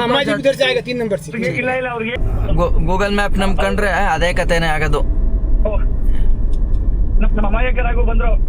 ಬಂದ್ಬಿಟ್ರಾ ನೋಡಿ. ಇದು ಲುಂಬಿನಿ ಇದೆಯಲ್ಲ, ಲುಂಬಿನಿ ಒಳಗಡೆ ಅಂದರೆ ಬುದ್ಧನ ಜನ್ಮಸ್ಥಳ ಏನಿದೆಯೋ ಅದ್ರ ಒಳಗಡೆ ಇರೋಂಥ ಜಾಗ ಇದು. ಇನ್ನೂ ಅಂಡರ್ ಡೆವಲಪ್ಮೆಂಟಲ್ಲೇ ಇದೆ, ಡೆವಲಪ್ ಮಾಡ್ತಾನೇ ಇದ್ದಾರೆ. ಹೋದ್ ಸಲ ಬಂದಾಗಲೂ ಹಿಂಗೆ ಇತ್ತು, ಈಗಲೂ ಹಿಂಗೆ ಇದೆ. ಬಟ್ ಸಿಕ್ಕಾಪದೆ ದೊಡ್ಡದು ಅಂದ್ಕೊಳ್ಳಿ. ನೋಡಿ ಇಲ್ಲಿ ಪಾರ್ಕ್ ಮಾಡಿ ಗಾಡಿನ ಇಲ್ಲಿ ಒಳಗಡೆ ಹೋಗ್ಬೇಕು. ನೋಡಿ ಜಾಗ ಎಷ್ಟು ಪ್ರಶಾಂತವಾಗಿದೆ ಅಂತ. ಇಲ್ಲೊಂದು ಕೆರೆ ಮಾಡಿದ್ದಾರೆ, ಸುಮಾರು ದೂರದವರೆಗೂ ಇದೆ ನೋಡಿ. ಏನು ಬೊಂಬಟ ಕಾಣಿಸ್ತಾ ಇದೆ, ಅಲ್ಲೊಂದು ಸ್ತೂಪ ಕಾಣಿಸ್ತಾ ಇದೆಯಾ, ಅಲ್ಲಿವರೆಗೂ ಕೂಡ ಕೆರೆ ನೀರಿದೆ. ಇಲ್ಲಿ ನೋಡಿ, ಇಲ್ಲಿ ಪುಟಾಣಿ ಬುದ್ಧ ಏನು ಮುದ್ದ ಆಗಿದೆ ಅಂತ, ಸಖತ್ತಾಗಿದೆ ಅಲ್ಲ.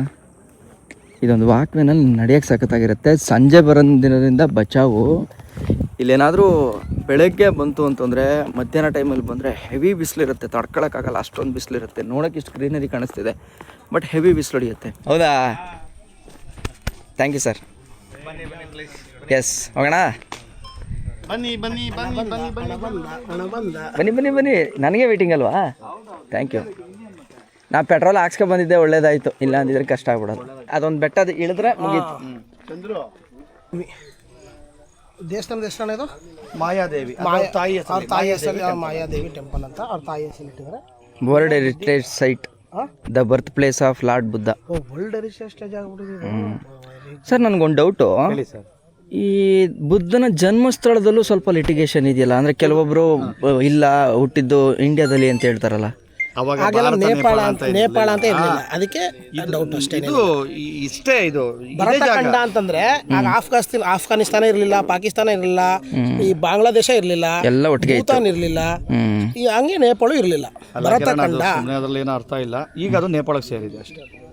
ಒಂದು ಆಗಿನ ಭಾರತಕ್ಕೆ ಸೇರಿದಂಥ ಈ ಲುಂಬಿನಿನಲ್ಲಿ ಹುಟ್ಟಿದ್ರು. ಹೌದೌದು. ಇವತ್ತು ಇದು ನೇಪಾಳಕ್ಕೆ ಸೇರಿದೆ, ನಾವು ಅದನ್ನು ಅಕ್ಸೆಪ್ಟ್ ಮಾಡ್ಕೋಬೇಕಷ್ಟೇ. ಕರೆಕ್ಟ್. ಆಮೇಲೆ ಇವತ್ತಿನ ಭಾರತ ಜಿಯೋಗ್ರಫಿ ಮ್ಯಾಪ್ ಅವತ್ತಿರಲಿಲ್ಲ ಅಲ್ವಾ? ಹಾಂ, ಕರೆಕ್ಟ್. ಅವತ್ತು ನೂರಾರು ರಾಜ ಮಹಾರಾಜರಿದ್ರು, ಒಂದೊಂದು ಸಂಸ್ಥಾನಗಳನ್ನ ಆಳ್ತಾ ಇದ್ರು. ಬಟ್ ನಾವು ಇದನ್ನ ಏನ್ ಹೇಳ್ತೀವಿ, ಭಾವನಾತ್ಮಕವಾಗಿ ಹಿಂದೂ ಮಹಾಸಾಗರದವರೆಗೆ, ಆ ಕಡೆ ಆಫ್ಘಾನಿಸ್ತಾನದವರೆಗೆ, ಇವತ್ತಿನ ಕಾಂಬೋಡಿಯಾವರೆಗೆ ನಮ್ಮ ಭರತಖಂಡ ಅಂತ ಮಾತಾಡ್ತೀವಿ. ಓಕೆ. ಸೊ ಹಂಗಾದ್ರೆ ಪ್ರಾಪರ್ ಆಗಿ ಲುಂಬಿನಿಲ್ಲೇ ಇಲ್ಲೇ 100% ಇದು ಆರ್ಕಿಯಾಲಜಿಕಲ್ ಸೈಟ್. ಇದು ಪ್ರೂವ್ ಆಗಿರುವಂತದ್ದು. ಇದು ಹಂಗಿಲ್ಲ ಸುಮ್ಮನೆ ವರ್ಡ್ ಸೈಟ್ ಅದು ಮಾಡಕ್ಕೆ. ಆಮೇಲೆ ಈ ಸ್ಟ್ರಕ್ಚರ್ ಜಾಪನೀಸ್ ಮಾಡಿರುವಂತದ್ದು, ಅಂದ್ರೆ ಒರಿಜಿನಲ್ ಸ್ಟ್ರಕ್ಚರ್ನ ಹಾಳು ಮಾಡಬಾರ್ದು ಅಂತ ಒಳಗೆ ಆ ಒಂದು ಜಾಗದ ಒಳಗಡೆ ವಿಡಿಯೋ ಎಲ್ಲ ಇಲ್ಲ ನೋಡಿ. ಈಗ ಅವರು ಮಾಂಕ್ ಅವರು ಈಗ ಇಲ್ಲಿಗೆ ಕಂಬೋಡಿಯಾ, ಥೈಲ್ಯಾಂಡು, ಭೂತಾನು, ಶ್ರೀಲಂಕಾ, ಈ ತರ ಬೇರೆ ಬೇರೆ ಭಾಗಗಳಿಂದ, ಜಪಾನ್ ಭಾಗಗಳಿಂದ ಬಂದು ಮಾಡ್ತಾರೆ. ಬುದ್ಧನ ನಂತರ ಸಾವಿರಾರು ವರ್ಷಗಳಲ್ಲಿ ಅದರಲ್ಲಿ ಈನಾಯನ, ವಜ್ರಾಯನ, ಮಹಾಯಾನ ಅಂತ ಬೇರೆ ಬೇರೆ ಪಂಗಡಗಳು ಬಂತು. ಅದರಲ್ಲೂ ಒಳ ಪಂಗಡಗಳಿದೆ. ಆಮೇಲೆ ಟಿಬೆಟಿಯನ್ ಬುದ್ಧಿಸಮ್ದು ಬೇರೆ ಫಿಲಾಸಫಿ ಇದೆ. ಅದಾದ ನಂತರ ಬ್ಲ್ಯಾಕ್ ಮ್ಯಾಜಿಕ್ ಮತ್ತೊಂದು ಮಗದೊಂದು ಎಲ್ಲ ಅಲ್ಲೂ ಬಂತು. ಅಲ್ಲೂ ಒಂದಷ್ಟು ನಂಬಿಕೆಗಳಿದೆ. ಆ ಪರಂಪರೆಗೆ ಯಾವ ಪರಂಪರೆಗೆ ತಕ್ಕಂಥವ್ರಿಗೂ ಇದೆ ಪ್ರಮುಖ ಕೇಂದ್ರ ಸ್ಥಳ. ಉದಾಹರಣೆಗೆ ಇಲ್ಲಿ ಬುದ್ಧ ಹುಟ್ಟಿದ್ದು, ಕಪಿಲವಸ್ತು ಅವರು ರಾಜ್ಯ ಇದ್ದಿದ್ದು. ಆ ನಂತರದಲ್ಲಿ ಜ್ಞಾನೋದಯ ಆಗೋದು ಬೋಧಗಯ ನಮ್ಮ ಬಿಹಾರದಲ್ಲಿ, ಕುಶಿನಗರ್ UP-ನಲ್ಲಿ ಅವರು ನಿರ್ವಹಣೆ ಹೊಂದುತ್ತಾರೆ. ಹೌದಾ? ಅಲ್ಲಿ ಆ ಜಾಗನೂ ಇದೆ. ಆ ಜಾಗ ಫಸ್ಟ್ ಕ್ಲಾಸ್ ಆಗಿದೆ. ಹೌದಾ? ಓಕೆ. ಇಲ್ಲಿಂದ ಮುಂದಕ್ಕೆ ನಾವು ಫೋಟೋ ವಿಡಿಯೋಸ್ ಮಾಡೋಂಗಿಲ್ಲ, ಹಂಗಾಗಿ ಇಲ್ಲೇ ಸ್ಟಾಪ್ ಆಗಿ ಒಳಗಡೆ ಹೋಗಿದ್ದ ಅನುಭವನ ನಿಮ್ಮ ಜೊತೆ ಹಂಚ್ಕೊತೀವಿ ಹೆಂಗಿತ್ತು ಅಂತ. ಕಾರ್ಬನ್ ಡೇಟಿಂಗ್ ಅಂತ ಮಾಡ್ತಾರೆ ನೋಡಿ. ಯಾವುದೇ ಪದಾರ್ಥದ ಆಯಸ್ಸು ಎಷ್ಟು ಅಂತ ಕಾರ್ಬನ್ ಡೇಟಿಂಗ್ ಇಂದ ಕಂಡುಹಿಡಿಯಬಹುದು ನಿಖರವಾಗಿ. ಈಗ ಹಂಗಾದ್ರೆ ಈಗ ಒಳಗಡೆ ನಾವೇನು ನೋಡಿದ್ವಲ್ಲ ಕಲ್ಲುಗಳು, ಒಂದು 2300 ವರ್ಷದಿಂದ ಕ್ರಿಸ್ತಪೂರ್ವ 7ನೇ ಶತಮಾನದ ಅವಧಿಲಿ ಆಗಿರುವಂತದ್ದು ಅಂತ ಪ್ರೂವ್ ಆಗಿದೆ. ಅಂದ್ರೆ ಅಷ್ಟರ ಮಟ್ಟಿಗೆ, ಅಂದ್ರೆ 1000 ವರ್ಷದ ಪರಿಧಿಲಿ, ಕ್ರಿಸ್ತ ಹುಟ್ಟಕ್ಕಿಂತ ಮುಂಚೆ 2300 ವರ್ಷದಿಂದ. ಆದ್ರೆ ಬುದ್ಧನ ಬರ್ತ್ ಡೇಟ್ ಬಗ್ಗೆ ನಿಖರವಾದ ಮಾಹಿತಿಗಳಿದೆ. ಅದ್ರಲ್ಲಿ ಸ್ವಲ್ಪ ಗೊಂದಲಗಳು ಇದೆ. ಬಟ್ ಕ್ರಿಸ್ತಪೂರ್ವ 4ನೇ ಶತಮಾನ ಅಂತ ಹೇಳ್ತಾರೆ. ಬಟ್ ನಿಖರವಾದ ಸಮಯಗಳು ಇದೆ. ಮಿಥಾಲಜಿಕಲ್ ಕಥೆಗಳ ಪ್ರಕಾರ ಸಮಯನೂ ಇದೆ. ಇಷ್ಟೇ ಗಂಟೆಗೆ ಹುಟ್ಟಿದ್ದು ಆ ಥರ ಹೇಳ್ತಾರೆ. ಮತ್ತೆ ಅಂತ ದೊಡ್ಡ ರಾಜ ಅಂತಂದ್ರೆ ತಮಾಷೆನ. ಆಕ್ಚುಲಿ ಇತಿಹಾಸನ ಸರಿಯಾಗಿ ಕೆದಕ್ ನೋಡಿದ್ರೆ ಅವರು ಸಾಮ್ರಾಟರಾಗಿರಲ್ಲ, ಅಂದ್ರೆ ಸಾಮಂತರಾಗಿರ್ತಾರೆ. ಏನು ಸರ್ ಡಿಫ್ರೆನ್ಸ್ ಏನು? ಅಂದ್ರೆ ಈಗ ದೊಡ್ಡ ಚಕ್ರವರ್ತಿ ಅಲ್ಲ, ಅವರು ಒಂದು ಭಾಗದ ರಾಜ ಆ ತರ ಹೇಳ್ಬೋದು. ಅಂದ್ರೆ ಸಾಮ್ರಾಟರು ಅಂತಂದ್ರೆ ಫುಲ್ ಎಲ್ಲ ಅಶೋಕ್ ಅಂತಾರ ಮಗಧ ಸಾಮ್ರಾಜ್ಯ, ನಮ್ಮ ವಿಜಯನಗರ ಸಾಮ್ರಾಜ್ಯ, ಆ ಥರ ದೊಡ್ಡ ಸಾಮ್ರಾಟರಲ್ಲ. ಅದಕ್ಕೆ ನನಗೆ ಅನಿಸ್ತದು ಒಳಗಡೆ ಈಗ ಇಲ್ಲಿಂದ ನೋಡೋಕೆ ಇಷ್ಟು ದೊಡ್ಡದಾಗಿ ಕಾಣಿಸುತ್ತೆ, ಬಟ್ ಅದು ಆ ಗೂಡು ಆ ಮನೆಗಳೆಲ್ಲ ನೋಡಿದ್ರೆ ಚಿಕ್ಕದಾಗಿದೆ, ಏನು ಅಂತ ದೊಡ್ಡದಾಗೇನಿಲ್ಲ. ಕ್ರಿಸ್ತಪೂರ್ವ 3-4ನೇ ಶತಮಾನದಲ್ಲಿ ವೈಭವ ಅನ್ನೋದು ಕಲ್ಪನೆ ಅಷ್ಟೇ ಆಗಿತ್ತು, ಇಷ್ಟಿರಲಿಲ್ಲ ಅಲ್ವಾ?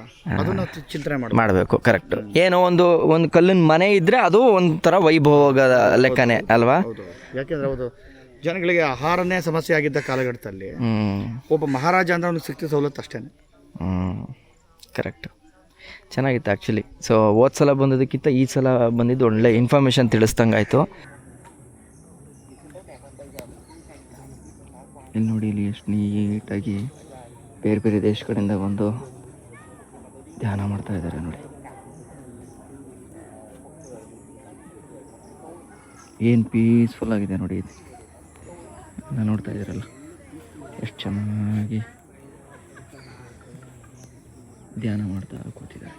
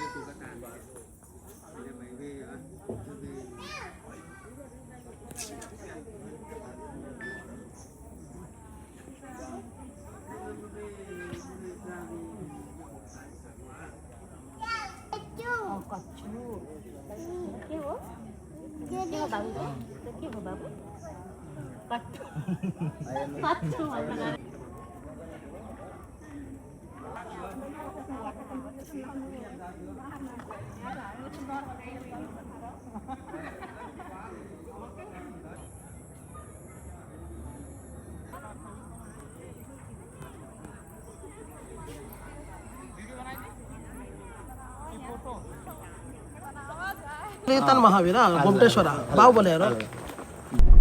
ನಮಸ್ಕಾರ ಎಲ್ಲರಿಗೂ. ಇದು ದಿನ 2ನೇ ದಿನ. ಅಂದರೆ ಈಗ ನಾವೇನು ಬಾರ್ಡ್ರಲ್ಲಿ ಇದ್ದೀವಲ್ಲ, ನೇಪಾಳ ಬಾರ್ಡ್ರಲ್ಲಿ. ಸೊ ಇಲ್ಲಿ ನಿನ್ನೆ ನಾವು ಬುದ್ಧನ ಒಂದು ಜನ್ಮಸ್ಥಳ ಲುಂಬಿನಿನ ನೋಡಿದ್ವಿ, ಮಾಯಾದೇವಿ ಟೆಂಪಲ್ ನೋಡಿದ್ವಿ. ಆದರೆ ಇವತ್ತು ನಾವು ಹೋಗ್ತಾರ ಜಾಗ ಯಾವುದು ಅಂತಂದರೆ ಈ ಬುದ್ಧ ಅವರ ಒಂದು ಅರಮನೆ ಇತ್ತು ಗೊತ್ತಾ, ಅದನ್ನು ನೋಡೋಕೆ ಹೋಗ್ತಾ ಇದ್ದೀವಿ. ಸೊ ಅದ್ರ ಹೆಸರು ಬಂದ್ಬಿಟ್ಟು ಕಪಿಲವಸ್ತು ಅಂತ. ಇಲ್ಲೇ ಬಾರ್ಡ್ರಲ್ಲೇ ಇದೆ, ಬಟ್ ಒಂದು ಸ್ವಲ್ಪ ಅಡ್ಡಾಡಿಸ್ಬಿಡ್ತು ನಮಗೆ. ಒಂದು 30 ಕಿಲೋಮೀಟ್ರು ಆ ಕಡೆ ಈ ಕಡೆ ಏನೇನೋ ಸ್ವಲ್ಪ ಬಂದು ಮ್ಯಾಪ್ ಗೊತ್ತಲ್ಲ ನಿಮಗೆ, ತಲೆ ಕೆಡಿಸುತ್ತೆ. ಸೊ ಯಾವ ಥರ ಜಾಗದಲ್ಲಿ ಇದ್ದೀವಿ ಅಂತಂದರೆ ಇಲ್ಲಿ ನೋಡಿ ನೀವು, ಫುಲ್ ಅಂತಂದರೆ ಫುಲ್ ವಿಲೇಜ್ ಸೈಡು. ಇದನ್ನ ನೋಡಿದ್ರೆ ಒಂದು 20 ವರ್ಷ 30 ವರ್ಷ ಹಿಂದೆ ಇದೆ ಅನ್ನೋ ಥರ ಫೀಲ್ ಆಗುತ್ತೆ. ಆ ಥರದ ಬಾರ್ಡ್ರಲ್ಲಿ ನಾವು ಇವಾಗಿದ್ದೀವಿ. ನಮಗೇನಿದು ನೇಪಾಳ ಫೀಲ್ ಆಗ್ತಿಲ್ಲ, ಸೇಮ್ ಆಸ್ ಉತ್ತರ ಪ್ರದೇಶ ಅನ್ನೋ ಥರನೇ ಅನ್ನಿಸ್ತಾ ಇದೆ. ಇದು ನೋಡಿ, ಇದು ಪ್ರಾಪರ್ ಹಳ್ಳಿ. ಇದು ಎಲ್ಲ ಸೈಕಲ್ ಗೀಕಲ್ ಎಲ್ಲ ಬಾಡಿಗೆ ಕೊಟ್ಕೊಂಡು ಫುಲ್ಲು ಧೂಳು ಮಣ್ಣು, ಊರೊಳಗಡೆ ಗಲೀಜ್ ಕೆರೆ, ಒಂಥರ ವಿಯರ್ಡು ಅನ್ಸುತ್ತೆ ನೋಡ್ತಾ ಇದ್ರೆ.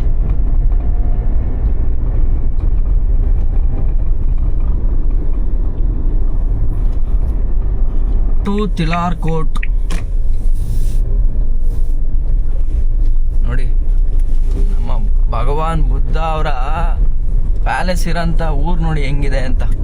ಸಿಂಪಲ್ ಆಗಿದೆ. ನನಗೆ ಆ್ಯಕ್ಚುಲಿ ನವೀನ್ ಸರ್ ಸಖತ್ತಾಗಿ ಹೇಳಿದ್ರು ಅದನ್ನು ನನಗೆ. ಸಾಮಂತರಿಗೂ ಸಾಮ್ರಾಟರಿಗೂ ವ್ಯತ್ಯಾಸ ಇದೆ. ಬುದ್ಧ ಸಾಮಂತ, ಸಾಮ್ರಾಟ ಅಲ್ಲ. ಸಾಮ್ರಾಟ ಯಾರು? ಅಶೋಕ ಸಾಮ್ರಾಟ. ತಮಾಷೆನೇ ಅಲ್ಲ ಮಾತ್ರ, ಇದೇ ಒಂಥರ ಪ್ರಪಂಚ. ಫೈನಲಿ ಬಂದು ಸೇರಿದ್ವಿ ಒಂದು ಯುದ್ಧಕಾಂಡದ ನಂತರ ಬಂದು ಲೊಕೇಶನ್ ತಲುಪಿದ್ದೀವಿ ಅಲ್ವಾ? ಫೈನಲಿ ಬಂದ್ವಲ್ಲ. ಈಗ ನಾವು ಅಲ್ಲಿ ಇದನ್ನ ತಗೋಣ ಫಸ್ಟ್. ಏನು ಸರ್? ಈ ತಿಲಾರ್ ಕೋಟ್ ಇದೆಯಲ್ಲ, ಹಾಂ, ಇದು ಬುದ್ಧನ ಅರಮನೆ ಇದ್ದ ಜಾಗ, ಒಂದು ಬಾಲ್ಯದ ದಿನಗಳಲ್ಲಿ ಇದು ಕಳೆದ ಜಾಗ. ಓಕೆ. ಲುಂಬಿಣಿಲಿ ಅವರು ಅದೇ ಅವ್ರದ್ದು ತೋಟದ ಮನೆ ಒಂದು ಅಂತ ಹೇಳ್ತೀವಲ್ಲ, ಓಕೆ, ಅವ್ರ ಜಮೀನಿದ್ದ ಜಾಗ. ಅಣ್ಣ ಎಂಟ್ರೆನ್ಸ್ ಆ ಕಡೆ ಬನ್ನಿರಿ. ಇಲ್ಲ ಬನ್ನಿ ಅಣ್ಣ.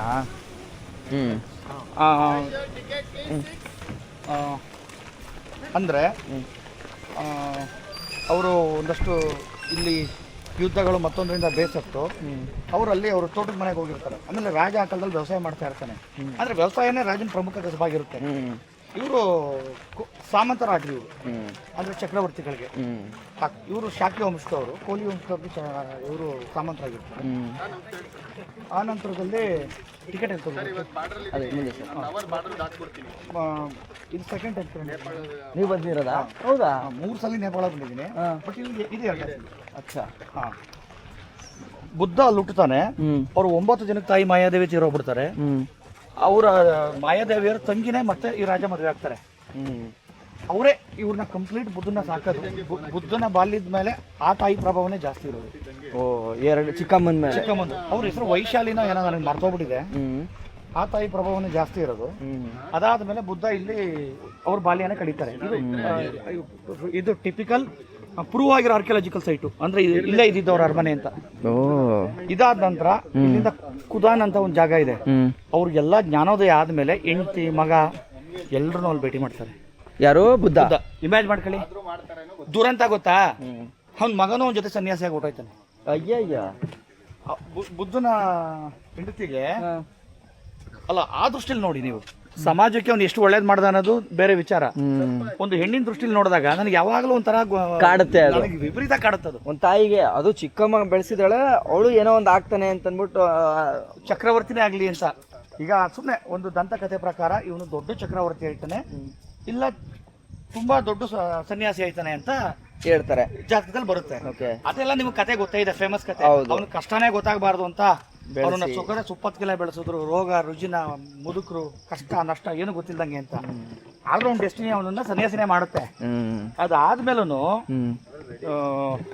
ಪಾಪ ಅವನು ರಾಜ್ಯನ ಮಧ್ಯದಲ್ಲಿ ಮಗು ಚಿಕ್ಕದಾಗಿದ್ದಾಗಲೇ ಬಿಟ್ಟು ಹೋಗ್ಬಿಡ್ತಾನಲ್ಲ. ದುರಂತ ಏನು ಅಂದ್ರೆ ಅವ್ನು ಬರ್ತಾನೆ ಮತ್ತೆ ಕೊನೆಗೆ ಅವನ ಹೆಂಡತಿ ಅವನ ಮಗ ಎಲ್ಲರೂ ಅನುಯಾಯಿಗಳಾಗಿ ಹೋಯ್ತಾನೆ. ಹೆಣ್ತಿನೂ ಇನ್ನು ಆ ಯಮನಿಗೆ ಇನ್ನೇನ್ ದಾರಿ ಇತ್ತು ಹೋಗತ್ಲಾಗೆ ಅಂತ ಅಂದ್ಬಿಟ್ಟು, ಇನ್ನೇನ್ ದಾರಿ ಇದೆ? ಗಂಡ ಮಗ ಎಲ್ಲಾ ಸನ್ಯಾಸಿಗಳಾಗ್ಬಿಟ್ರು. ಅಲ್ಲ, ಅದೊಂಥರ ಹೊಟ್ಟೆ ಉರಿ ಅಲ್ವಾ? ಖಂಡಿತ. ದೂರದೃಷ್ಟಿಯಿಂದ ನಾವು ಈ ಕಡೆ ನಿಂತು ನೋಡಿದ್ರೆ ಅಯ್ಯೋ ಇಂಥ ರಾಜರ ಫ್ಯಾಮಿಲಿ ಹಿಂಗಾಯ್ತಲ್ಲ. ನಮ್ಮ ಕುಟುಂಬಗಳೆಲ್ಲ ಒಂದು 20 ದಿನ ಟ್ರಿಪ್ಗೆ ಬಂದಿರೋದಕ್ಕೆ ಅಯ್ಯೋ ಯಾಕೆ ಬಂದಿಲ್ಲ, ಯಾವಾಗ ಬಂದಿಲ್ಲ ಅಂತ ಅಷ್ಟು ಫೋನ್ ಮಾಡ್ತಾರೆ. ಹೌದು. ಈಗ ನಾನು ಇಷ್ಟು ಚೆನ್ನಾಗಿದ್ದೀನಿ, ಸಡನ್ ಆಗಿ ನಾನು ಸನ್ಯಾಸತ್ವ ತಗೊಂಡು ಹೋಗ್ಬಿಟ್ರೆ ನಿಮ್ಗೆಲ್ಲ ಬೇಜಾರಾಗಲ್ವ ಸರ್? ಹೌದು, ಡೆಫಿನೆಟ್ಲಿ. 1751 ಕಿಲೋಮೀಟರ್ ನೇಪಾಳಿ ಬಾರ್ಡರ್ ಇದೆ. ಅಲ್ಲ ಅದು ಮಾತಾಡೋಣ ಆಯ್ತಾ. ನಾನು ಇದು ಒಂದು ಕನ್ನಡದಲ್ಲಿ ಒಂದು ಪುಸ್ತಕ ಇದೆ, ನನಗೆ ಮರ್ತೊಂಡಿದೆ. ರುದ್ರಮೂರ್ತಿ ಶಾಸ್ತ್ರಿ ಅವರು ಬರೆದಿರೋ ಒಂದು ಕಾದಂಬರಿ ಬುದ್ಧನ ಬಗ್ಗೆ. ಎಷ್ಟು ಚೆನ್ನಾಗಿ ಅವರು ಕಟ್ಕೊಂಡಿದ್ದಾರೆ ಅಂದ್ರೆ ಅದ್ಭುತವಾಗಿದೆ. ಆ ಪುಸ್ತಕದ ಹೆಸರೇ ಮರ್ತೋಗ್ಬಿಟ್ಟಿದ್ದೀನಿ ನಾನು. ಬೃಹತ್ ಪುಸ್ತಕ ಅದು. ರುದ್ರಮೂರ್ತಿ ಶಾಸ್ತ್ರಿ ಅವರು ಬರೆದಿರೋ ಪುಸ್ತಕ ಅದು. ಓಕೆ. ಅವಾಗ ನಿಮ್ಗೊಂದು ಅರ್ಥ ಆಗುತ್ತೆ ಅವತ್ತಿನ ಕಾಲದ ಸಾಮಾಜಿಕ ಪರಿಸ್ಥಿತಿ ಏನಿತ್ತು ಅಂದ್ರೆ. ರಾಜರು ಅಂದ್ರೆ ಅವರ ಒಂದು ಸ್ಥಾನಮಾನ ಹೆಂಗಿತ್ತು. ರಾಜರು ಅಂದ್ರೆ ದೊಡ್ಡ ಚಕ್ರವರ್ತಿಗಳು ಹಂಗ ಅನ್ಕೋಬೇಕಾಗಿಲ್ಲ ನಾವು. ಸಾಮಂತರು. ಹಂಗಾರೆ ಇದೆಲ್ಲ ಅರಮನೆದು ಏರಿಯಾ ಭಾಗ. ಹೌದೌದು. ಬುದ್ಧನ ಬಾಲ್ಯ ಇಲ್ಲೇ ಆಗಿರೋದು. ಇಲ್ಲಿಂದ ಬಾಳಿ ಹತ್ರದಲ್ಲಿದೆ ಕುದಾನ್ ಅಂತ ಒಂದು ಪ್ಲೇಸು. ಅಲ್ಲಿಗೆ ಹೋಗ್ಬೇಕು. ನಿಮಗೆ ಒಂಥರ ಫಿಲಾಸಫಿಕಲ್ ಕ್ವಶನ್ ಬರುತ್ತೆ. ಅಲ್ಲ, ಅವನು ಅಷ್ಟು ವರ್ಷ ಆದ್ಮೇಲೆ ಬರ್ತಾನೆ, ಅವನು ದೊಡ್ಡ ಬುದ್ಧ ಆಗಿರ್ತಾನೆ. ಅವನ ಮಗ ಅವನಿಂದ ಸನ್ಯಾಸಿ ಆಗ್ಬಿಟ್ಟಾಯ್ತಾನೆ. ಅವ್ನ ಹೆಂಡತಿಗೆ ಬೇಸತ್ತು ಹೋಗ್ಬಿಟ್ಟು ಸ್ವಲ್ಪ ದಿವಸ ಆದ್ಮೇಲೆ ಅವ್ರು ಸನ್ಯಾಸಿ ಆಗ್ಬಿಡ್ತಾರೆ. ಆದ್ರೆ ನನಗೆ ಯಾವಾಗಲೂ ಕಾಡ ಕ್ವಶನ್ ಏನು ಅಂದ್ರೆ, ಒಬ್ಬಳು ಹೆಂಡತಿಯಾಗಿ ಬುದ್ಧನ ಕ್ಷಮಿಸಿರಲ್ವಾ ಅಂತ. ಸುಮ್ಮನೆ ನನ್ನ ಕ್ವಶನ್ ಅಷ್ಟೇ ಅದು. ಕರೆಕ್ಟ್. ಇದೇನ್ ಸರ್ ಇದು? ನೋಡಿ, ಅದೇ ಲಿವಿಂಗ್ ಇನ್ ದ ಸಿಟಿ. ಅದೇ ಇದು ಸೈಟ್ ಅಂದ್ರೆ ಈ ಬುದ್ಧ ಇಲ್ಲಿದ್ದ ಅಂತ.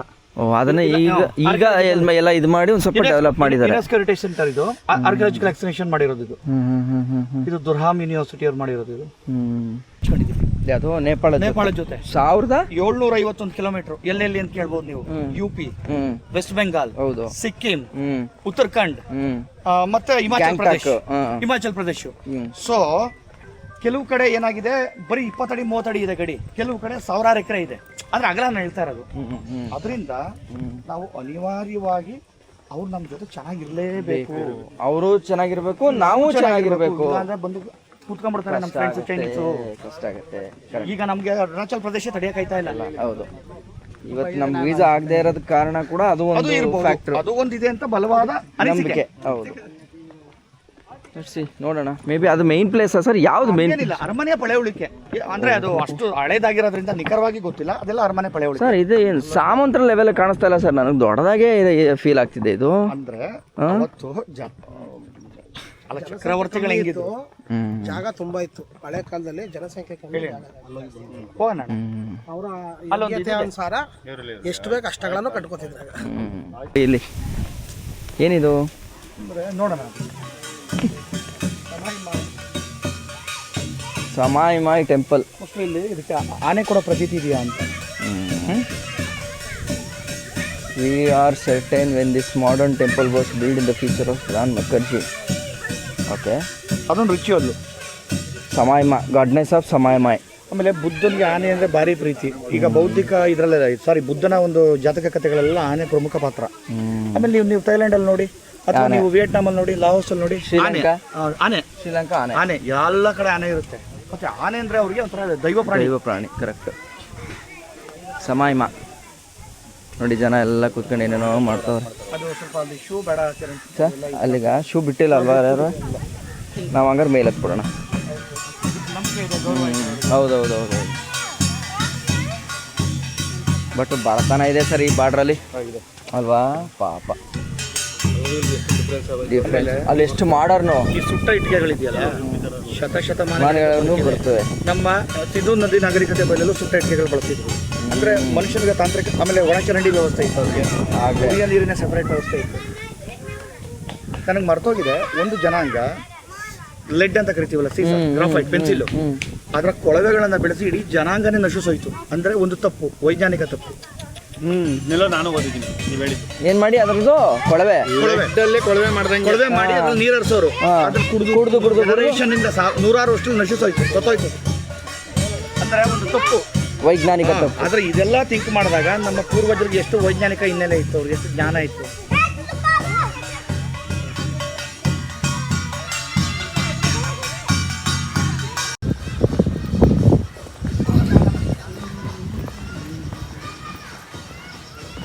ಇವರೆಲ್ಲ ಲೋಕಲ್ ಅವರು ಹುಲ್ಲಿಗೋಸ್ಕರ ಕಿತ್ಕೊತಾ ಇರೋದಾ? ಇಲ್ಲ, ಇವರು ಎಂಪ್ಲಾಯಿಗಳು, ಇವರು. ಹೌದಾ? ಎಂಪ್ಲಾಯ್ಸ್ ಅವರು ಕ್ಲೀನ್ ಮಾಡ್ತಾವ್ರು. ಅಲ್ಲ ತುಂಬ್ಕೋತಾವ್ರು ನೋಡಿ. ಇದೆಲ್ಲ ಅಲ್ಲ, ಇದೆ ಅದುವೇ ಇಲ್ಲ. ಸಖತ್ತಾಗಿ ಅದು ಬೋಧಗಯಾದಲ್ಲಿದೆ, 100% ಇದೆ. ಆದ್ರೆ ರೀಲ್ಸಾ? ಕರೋ ಮೇಲ್ಗಡೆಯಿಂದ ನೋಡಿದ್ರೆ ಹೆಂಗ್ ಕಾಣಿಸುತ್ತೆ. ಒಂದೊಂದು ಮಾರ್ಕ್ ಮಾಡಿದ್ದಾರೆ, ವೆಸ್ಟರ್ನ್ ಗೇಟು, ಇದನ್ನೆಲ್ಲ ಮಾರ್ಕ್ ಮಾಡಿದ್ದಾರೆ ಒಂದೊಂದು.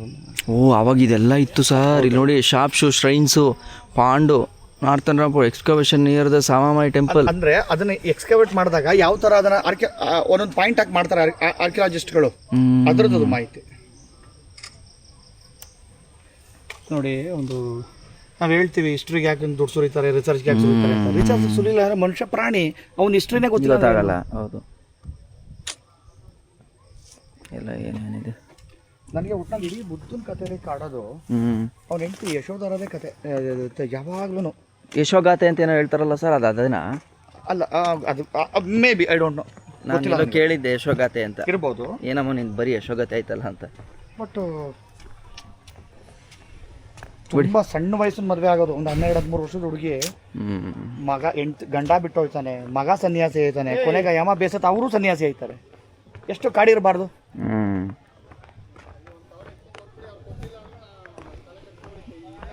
ಇಷ್ಟೇ ನೋಡಿ, ಬುದ್ಧನ ಅರಮನೆ. ಬುದ್ಧ 20 ವರ್ಷ ಅವನ ಒಂದು ವಯಸ್ಸು ಬರೋವರೆಗೂ ಇಲ್ಲೇ ಇದ್ದಿದ್ದು. ಕಷ್ಟ ಇದೆ ಜೀವನ. ಏನು ಗೊತ್ತಾ, ಅದೇ ಅವಕಾಶ ಬೇಕು ಮನುಷ್ಯನಿಗೆ. ಆಮೇಲೆ ವ್ಯವಹಾರ ಇಲ್ಲ ಅಂದರೆ ಮನುಷ್ಯನ ಬದುಕೇ ಇಲ್ಲ. ಅದಕ್ಕೆ ತಾನೇ ಏನ್ಷಿಯಂಟ್ ಸಿಲ್ಕ್ ರೋಟಲ್ಲಿ ಪರ್ವತಗಳನ್ನು ದಾಟಿ, ಮರುಭೂಮಿಗಳನ್ನು ದಾಟಿ, ಹಿಮ ಪರ್ವತಗಳನ್ನು ದಾಟಿ, ಕ್ರೂರ ಮೃಗಗಳು, ಆಮೇಲೆ ಇವರು ಯಾರು ದರೋಡೆಕೋರರು, ಬಂಡುಕೋರರು, ಬುಡಕಟ್ಟು, ಅವ್ರನ್ನೆಲ್ಲ ದಾಟಿ ವ್ಯಾಪಾರ ಮಾಡ್ತಿರಲ್ವ ಜನ ಸಂಪತ್ಕೋಸ್ಕರ. ವ್ಯಾಪಾರ ಅನ್ನೋದೊಂದು ಇಲ್ಲ ಅಂದರೆ ಏನೂ ಇಲ್ಲ ಪ್ರಪಂಚದ ಮೇಲೆ. ಈಗ ನಾವು 4 ಜನ ಹೋದೋ, ಹೋಟ್ಲಲ್ಲಿ ನಿಲ್ಲಿಸ್ತೋ, 4 ಕಾರ್ ತೊಳ್ದ, ಅವ್ನಿಗೆ ದುಡ್ಡು ಕೊಟ್ಟು, ಒಂದು 1000 ರೂಪಾಯಿ ಸಿಕ್ತು, ಫುಡ್ ಎಲ್ಲ ಕೊಟ್ಟು. ಈಗ ಅವ್ನು ಆ ಥರ ಒಂದು 4 ಜನ ಬಂದಿರ್ತಾನೆ, ಅವ್ನ ಜೀವನ ನಡೆಯೋದು ಇಲ್ಲ. ಅವ್ನೇನು ನಡೆಯುತ್ತೆ? ನಾವು ಎಲ್ಲರೂ ಬರ್ದಂಗೆ ಕಟ್ಟಾಕೊಂಡ್ಬಿಟ್ರೆ ಎಲ್ಲಿ ವ್ಯಾಪಾರ ನಡೆಯುತ್ತೆ? ನೀರು ಕುಡಿತೀರಾ? ಒಂಚೂರು ಮುಖ ತೊಳಿತೀನಿ. ಆಮೇಲೆ ಈ ಬೋರ್ವೆಲ್ ನನಗೊಂಥರ ಇಷ್ಟ. ಇದು ಈ ಬೋರ್ವೆಲ್ ನನಗೆ ಸಿಕ್ಕಾಪಟ್ಟೆ ಇಷ್ಟ. ಆಮೇಲೆ ವಾಟರ್ ಪಂಪ್ ಮೇಲೆ ಅದೇ, ಇಲ್ಲಿ ಸಿಕ್ಕಾಪಟ್ಟೆ ವಾಟರ್ ಲ್ಯಾಗಿಂಗ್ ಎಲ್ಲ ಕಡೆ ನೋಡಿದ್ದೀರಾ? ಇದಕ್ಕೆ ಮಾಡ್ಕೋಬೇಕು. ಯಾವುದಕ್ಕೆ? ಶೂಗೆ.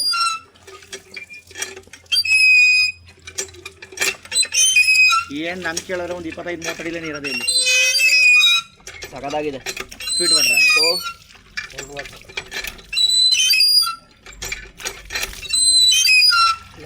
ಕೆಲಸ ಮಾಡಿಸ್ತಿದ್ದಾರೆ. ಈಗಲೇ ಕೊಡ್ತಾರೆ. ಆಮೇಲೆ ಅಲ್ಲ, ಊರು ಬಂದಲ್ಲಪ್ಪ ಚಾಲೆಂಜ್. ಈಗಲ್ಲ ಕುಡೀರಿ. ಬನ್ನಿ ಜನರೇ, ಕುಡೀರಿ ಜನರೇ.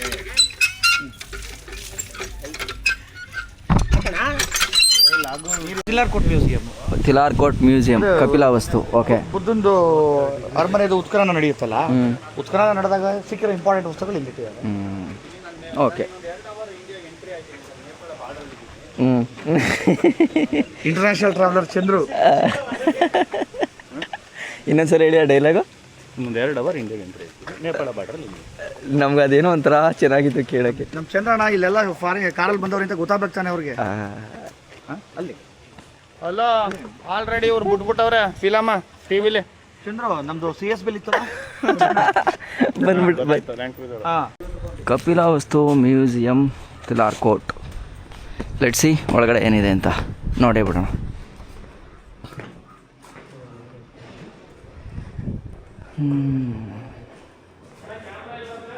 ಹೌದಾ ನೋಡಿ ಒಳಗಡೆ ಏನೇನಿದೆ ಮ್ಯೂಸಿಯಂ ನೋಡಿ. ಏನಿದೆ ಸರ್ ಇಲ್ಲಿ? ಇವ್ರನ್ನ ಹೂಯನ್ ಸಾಂಗ್ ಅಂತ ಕರೀತೀವಿ ನಾವು. ಹುವೆನ್ ಸರ್ ಚೀನಾ ಪ್ರವಾಸಿ, ಚೀನಾ ಪ್ರವಾಸಿ. ಇಡೀ ಜಗತ್ತಲ್ಲಿ ಹಿಬ್ಬನ್ ಬಜುಟ ಅಂತ ಒಬ್ರಿದ್ರು, ಕೇಳಿರ್ತೀರಿ ಅನ್ಸುತ್ತೆ. ಹಿಬ್ಬನ್ ಬತುತಾ ಅಂತ ಮೊರಾಕೋದವರು ಹಿಬ್ಬನ್ ಬತುತಾ 2ನೇ ಪುಲಿಕೇಶಿ ಆಸ್ಥಾನದಲ್ಲಿ ಇರ್ತಾರೆ ಇವರು. ಅಂದ್ರೆ ಇವರು ಆ ಕಾಲಘಟ್ಟದ ಭಾರತನ ಕಂಪ್ಲೀಟ್ ಚಿತ್ರಿಸವ್ರೆ. ಅಂದ್ರೆ ಮಾವು ಸೇತುಂಗ್ ಅಂತನಾ? ಅಲ್ಲ ಹೂಯನ್ ಸಾಂಗ್ ಅಂತ. ಚೈನಾ ಪ್ರವಾಸಿ. ಪುಲಿಕೇಶಿ ಮತ್ತು ಒಂದು ಯುದ್ಧ ನಡೆಯುತ್ತೆ. ಪುಲಿಕೇಶಿ ಮತ್ತೆ ನಾರ್ತ್ ಕರ್ನಾಟಕದಲ್ಲಿ ಅದು ರಾಜನ ಹೆಸರು ಗೊತ್ತಾಗ್ತಿಲ್ಲ. ಅಲ್ಲ ಭೀಕರ ಯುದ್ಧ ನರ್ಮದಾ ನದಿಯ ದಂಡೆಯಲ್ಲಿ. ಅಲ್ಲ ನನಗೆ ಗೊತ್ತಿದ್ದಂಗೆ ಹೂಯನ್ ಸಾಂಗು ಸೌತ್ ಇಂಡಿಯಾ ಬಂದಿರ್ತಾರ. ಹೌದು, ಆ ಯುದ್ಧ ವರ್ಣಿಸೋದೇ ಇವರು.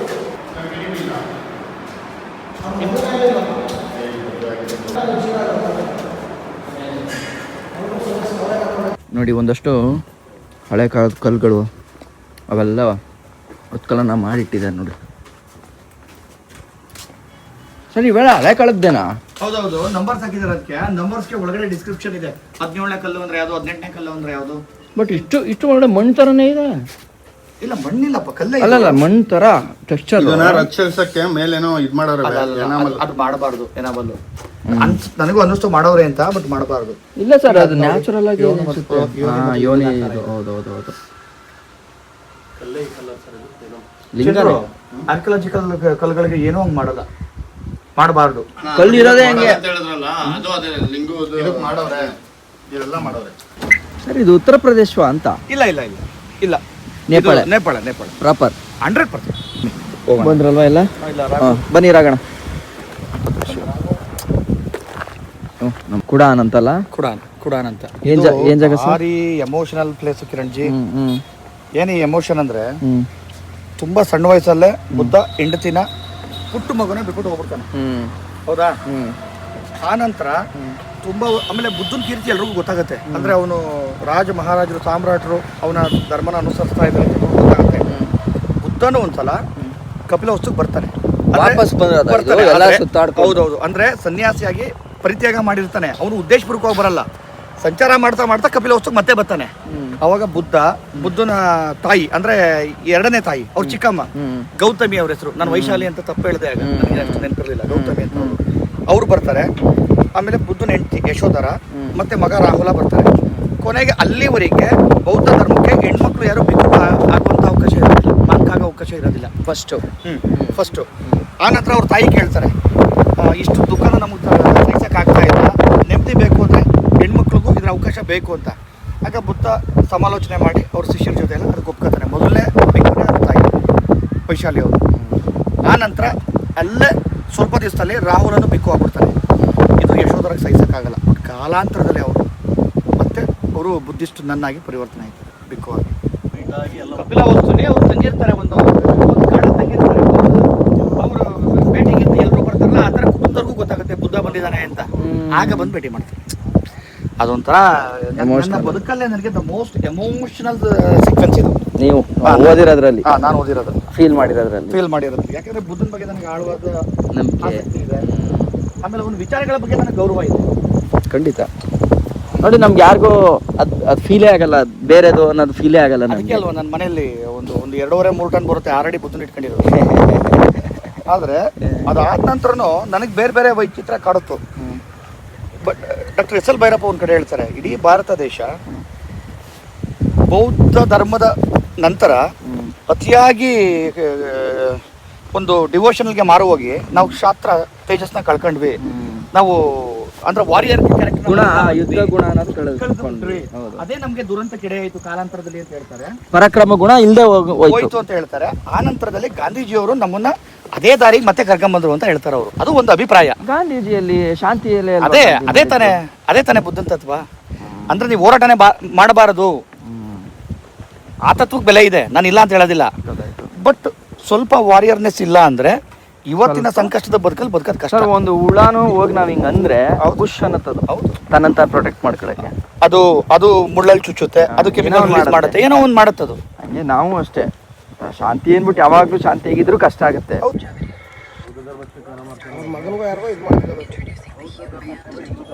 ಬಂದ್ವಿ ನೋಡಿ ಬಾರ್ಡ್ರಿಗೆ. ಸೊ ಇವಾಗ ಜಸ್ಟ್ ಇಲ್ಲಿಂದ ಪಾಸ್ಪೋರ್ಟ್ ಎಂಟ್ರಿ ಹಾಕ್ಸ್ಕೊಂಡು ಹೊರಡ್ತಾ ಇರೋದೆ.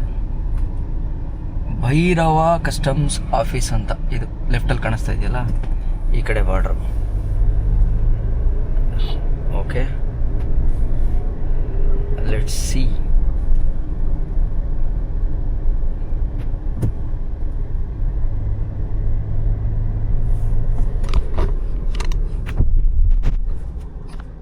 ಆ್ಯಕ್ಚುಲಿ ಇವಾಗ ನಮ್ಮ ಪಾಸ್ಪೋರ್ಟ್ ಏನಿದೆಯೋ ಅದಕ್ಕೆ ಎಕ್ಸಿಟ್ ಸ್ಟ್ಯಾಂಪ್ ಹಾಕೊಬೇಕು. ಸೊ ಇಲ್ಲಿ ನೇಪಾಳ ಇಮಿಗ್ರೇಷನ್ ಇದೆಯಲ್ಲ, ಇಲ್ಲಿಂದ ಎಕ್ಸಿಟ್ ಆಗಿದ್ದೀವಿ ಅಂತ. ಆಮೇಲೆ ಏನಾಗುತ್ತೆ, ನಾವೇನಾದ್ರು ಎಕ್ಸಿಟ್ ಸ್ಟ್ಯಾಂಪ್ ಹಾಕ್ಸ್ಲಿಲ್ಲ ಅಂತಂದರೆ ನಾವು ಇಲ್ಲೇ ಇದ್ದೀವಿ ಅನ್ನೋ ಥರ ಆಗ್ಬಿಡುತ್ತೆ. ಆಮೇಲೆ ನೆಕ್ಸ್ಟ್ ದೇಶಗಳಿಗೆ ಹೋಗೋಕ್ಕಾಗಲ್ಲ, ಅದಕ್ಕೇ. ಸೊ ಇಲ್ಲಿ ಎಕ್ಸಿಟ್ ಆಗಬೇಕು, ಆಮೇಲೆ ಇಂಡಿಯಾದಲ್ಲಿ ಎಂಟ್ರಿ ಆಗಬೇಕು. ಸೊ ಇವಾಗ ಮಾಡಿಸ್ಕೊಳ್ಳೋಣ. ಸೊ ನಾವಿವಾಗ ಎಕ್ಸಾಕ್ಟಾಗಿ ಬಾರ್ಡ್ರಲ್ಲಿ ಬನ್ಸಾರ್ ಗಿನ್ಸಾರ್ದಲ್ಲೇ ಎಕ್ಸಿಟ್ ಮಾಡ್ಕೊಂಡು ಈಗ ಮತ್ತೆ ಹೊರಡ್ತಾ ಇದ್ದೀವಿ. ಓಕೆ ಕಂದಮ್ಮ. ಸೊ ಟೀಮ್ ಅವರು ಬಂದರೆ ಬೆಸ್ಟು. ನೋಡಿ ಎಲ್ಲರ ಕಾರು ರೆಡಿಯಾಗಿ ನಿಂತಿದೆ. ಚೆಕಿಂಗ್ ಖತಮ್. ನಾವಿವಾಗ ಹೊರಡ್ತಾ ಇದ್ದೀವಿ. ಎಷ್ಟು ಬ್ಯುಸಿಯಾಗಿರುತ್ತೆ ನೋಡಿ. ಸೊ ಇಲ್ಲಿ ಲೋಕಲ್ ಅವ್ರಿಗೆ ಜಸ್ಟ್ ಆಧಾರ್ ಕಾರ್ಡ್ ತೋರಿಸ್ಬಿಟ್ಟು ಹಿಂಗೆ ಹೋಗಿ ಕೆಲಸ ಮಾಡ್ಕೊಂಡು ವಾಪಸ್ ಬರ್ಬೋದು, ಆ ಥರ ಇರುತ್ತೆ ಫೆಸಿಲಿಟಿ. ಬಟ್ ನಾವು ಯಾಕೆ ಪಾಸ್ಪೋರ್ಟ್, ನಾವು ಆ್ಯಕ್ಚುಲಿ ಹಂಗೆ ಹೋಗ್ಬೋದು. ಬಟ್ ಪಾಸ್ಪೋರ್ಟ್ ಏನಕ್ಕೆ ತೋರಿಸಿದ್ದು ಅಂತಂದರೆ ನಾವೇನಾದರೂ ಇಲ್ಲಿಂದ ಟಿಬೆಟ್ಟು ಚೈನಾ ಎಂಟ್ರಿ ಆಗಬೇಕು ಅಂತಂದರೆ ನಾವು ಹಂಗೆ ಮಾಡ್ಕೊಂಬರ್ಬೇಕು. ಹಿಂಗೆ ಹಿಂದೆ ಮುಂದೆ ಜನ ಬಂದರೆ ಏನು ಮಾಡೋಣ. ಎಲ್ಲ ಹೊರಡ್ತಾ ಇದ್ದಾರೆ. ಲಾಸ್ಟ್ ಟೈಮ್ ಟಾಟಾ ಮಾಡಿ ಬಾಯ್ ಬಾಯ್ ಅಂತ ಹೇಳೋಣ ಈಗ. Tata friends. Okay friends, bye bye, ಸಿಗೋಣ. ಎಸ್, ನೆಕ್ಸ್ಟ್ ಲಾಸ ಮಾಡೋಣ. ಓ ಅದು ನಿಮ್ದು ಅಲ್ಲಿದೆ ಅಲ್ವಾ? ರಾಘವಣ ಒಬ್ರು ಬರ್ಬೇಕಷ್ಟೇ ಸರ್. ಬೇಜಾರು ಏನಾರು ಆಯ್ತಾ ಸರ್? ಹಾಂ, ಖಂಡಿತ ಮಾಡೋಣ ಅಲ್ಲ. ನೆಕ್ಸ್ಟು ಅಟ್ಲೀಸ್ಟ್ ಫ್ಲೈ ಮಾಡ್ಕೊಂಡಾದ್ರೂ ಮಾಡೋಣ. ಏನೋ ಒಂದು ಮಾಡೋಣ ಸರ್. ನನಗೇನು ಗೊತ್ತಾ, ಈ ಬ್ಯಾಚ್ಗೆ ಅದು ಕಂಪ್ಲೀಟ್ ಮಾಡಿಸ್ಬೇಕು ಅನ್ನೋದು ಒಂದು ಮನಸ್ಸಲ್ಲ ಇದೆ. ಖಂಡಿತ ಮಾಡೋಣ. ಆದಷ್ಟು ಬೇಗ ರೀಫಂಡ್ ಪ್ರೋಸೆಸ್ಸು ಅದೆಲ್ಲ ಮುಗಿಸ್ಕೊಂಬಿಡೋಣ. ಆಮೇಲೆ ನೆಕ್ಸ್ಟ್ ಇನ್ನೊಂದ್ಸಲ ಮಾಡೋಣ ಅಲ್ವಾ? ಬಟ್ ಇಲ್ಲಿವರೆಗೂ ಚೆನ್ನಾಗಿತ್ತು ಸರ್. ಇಲ್ಲಿವರೆಗೂ ಕೇರಳ ಅಂತೂ ಕೇರಳ ಅಂತೀನಿ, ನೇಪಾಳ ಅಂತೂ ಭಾರಿ ಚೆನ್ನಾಗಿ ನೋಡಿದ್ವಿ. ನನಗೆ ಅದೇ ಬೇಜಾರು ಸರ್. ಈಗ ಏನಾಗಿದೆ, ಕಮೆಂಟ್ಸು ಅದು ಇದು ಮಾಡ್ತಾರಲ್ಲ, ಹೊಸಬ್ರಿಗೆ ಬೇಜಾರಾಗುತ್ತೆ. ಅದು ನನಗೆ ಅಡ್ಜಸ್ಟ್ ಆಗಿದೆ. ಈಗ ಕೆಲವೊಬ್ರು ಬೈಬೋದು ನನ್ನನ್ನು ಕೂತ್ಕೊಂಡು, ಅವ್ನು ನಂಬ್ಕೊಂಡು ಹೋದ್ರಿ ಹಂಗೆ ಹಿಂಗೆ ಅಂತ. ಬಟ್ ನಾನು ಏನು ಮಾಡಿದೆ ಅನ್ನೋದನ್ನ ನೀವು ಪ್ರಯತ್ನ ಏನು ಪಡಬೇಕು ಎಲ್ಲ ಪಟ್ಟಿಗಿರ ಬಿಡಿ. ನನ್ನ ಬ್ಯಾಡ್ ಲಕ್ ನಿಮ್ದಕ್ಕೆ ತಗೊಳ್ಳಲ್ಲ, ಯಾಕಂದ್ರೆ ಇದು ನನ್ನ ಫಸ್ಟ್ ಬ್ಯಾಚ್ ಅಲ್ವಾ, ನನಗೆ ಬಂದಿರೋ ಬ್ಯಾಡ್ ಲಕ್ ಅಷ್ಟೇ. ಹಂಗಾಗಿ ಸರಿ ಸರ್, ಸಿಗುವ ಹಂಗಾದ್ರೆ. ಬಾಯ್, ಹುಷಾರು. ಜಾಯ್ನ್ ಆಗ್ತೀರಾ ಮತ್ತೆ, ನನಗೆ ಗೊತ್ತಿರೋ ಮಟ್ಟಿಗೆ ಬಂದ್ಬಿಡ್ತೀರಾ ಅಷ್ಟರಲ್ಲಿ. ಹಾಂ, ಹುಷಾರು. ಬಾಯ್ ಬಾಯ್. ಇನ್ನೊಬ್ಬರು ಬರಬೇಕಲ್ವಾ? ಬರಲಿ.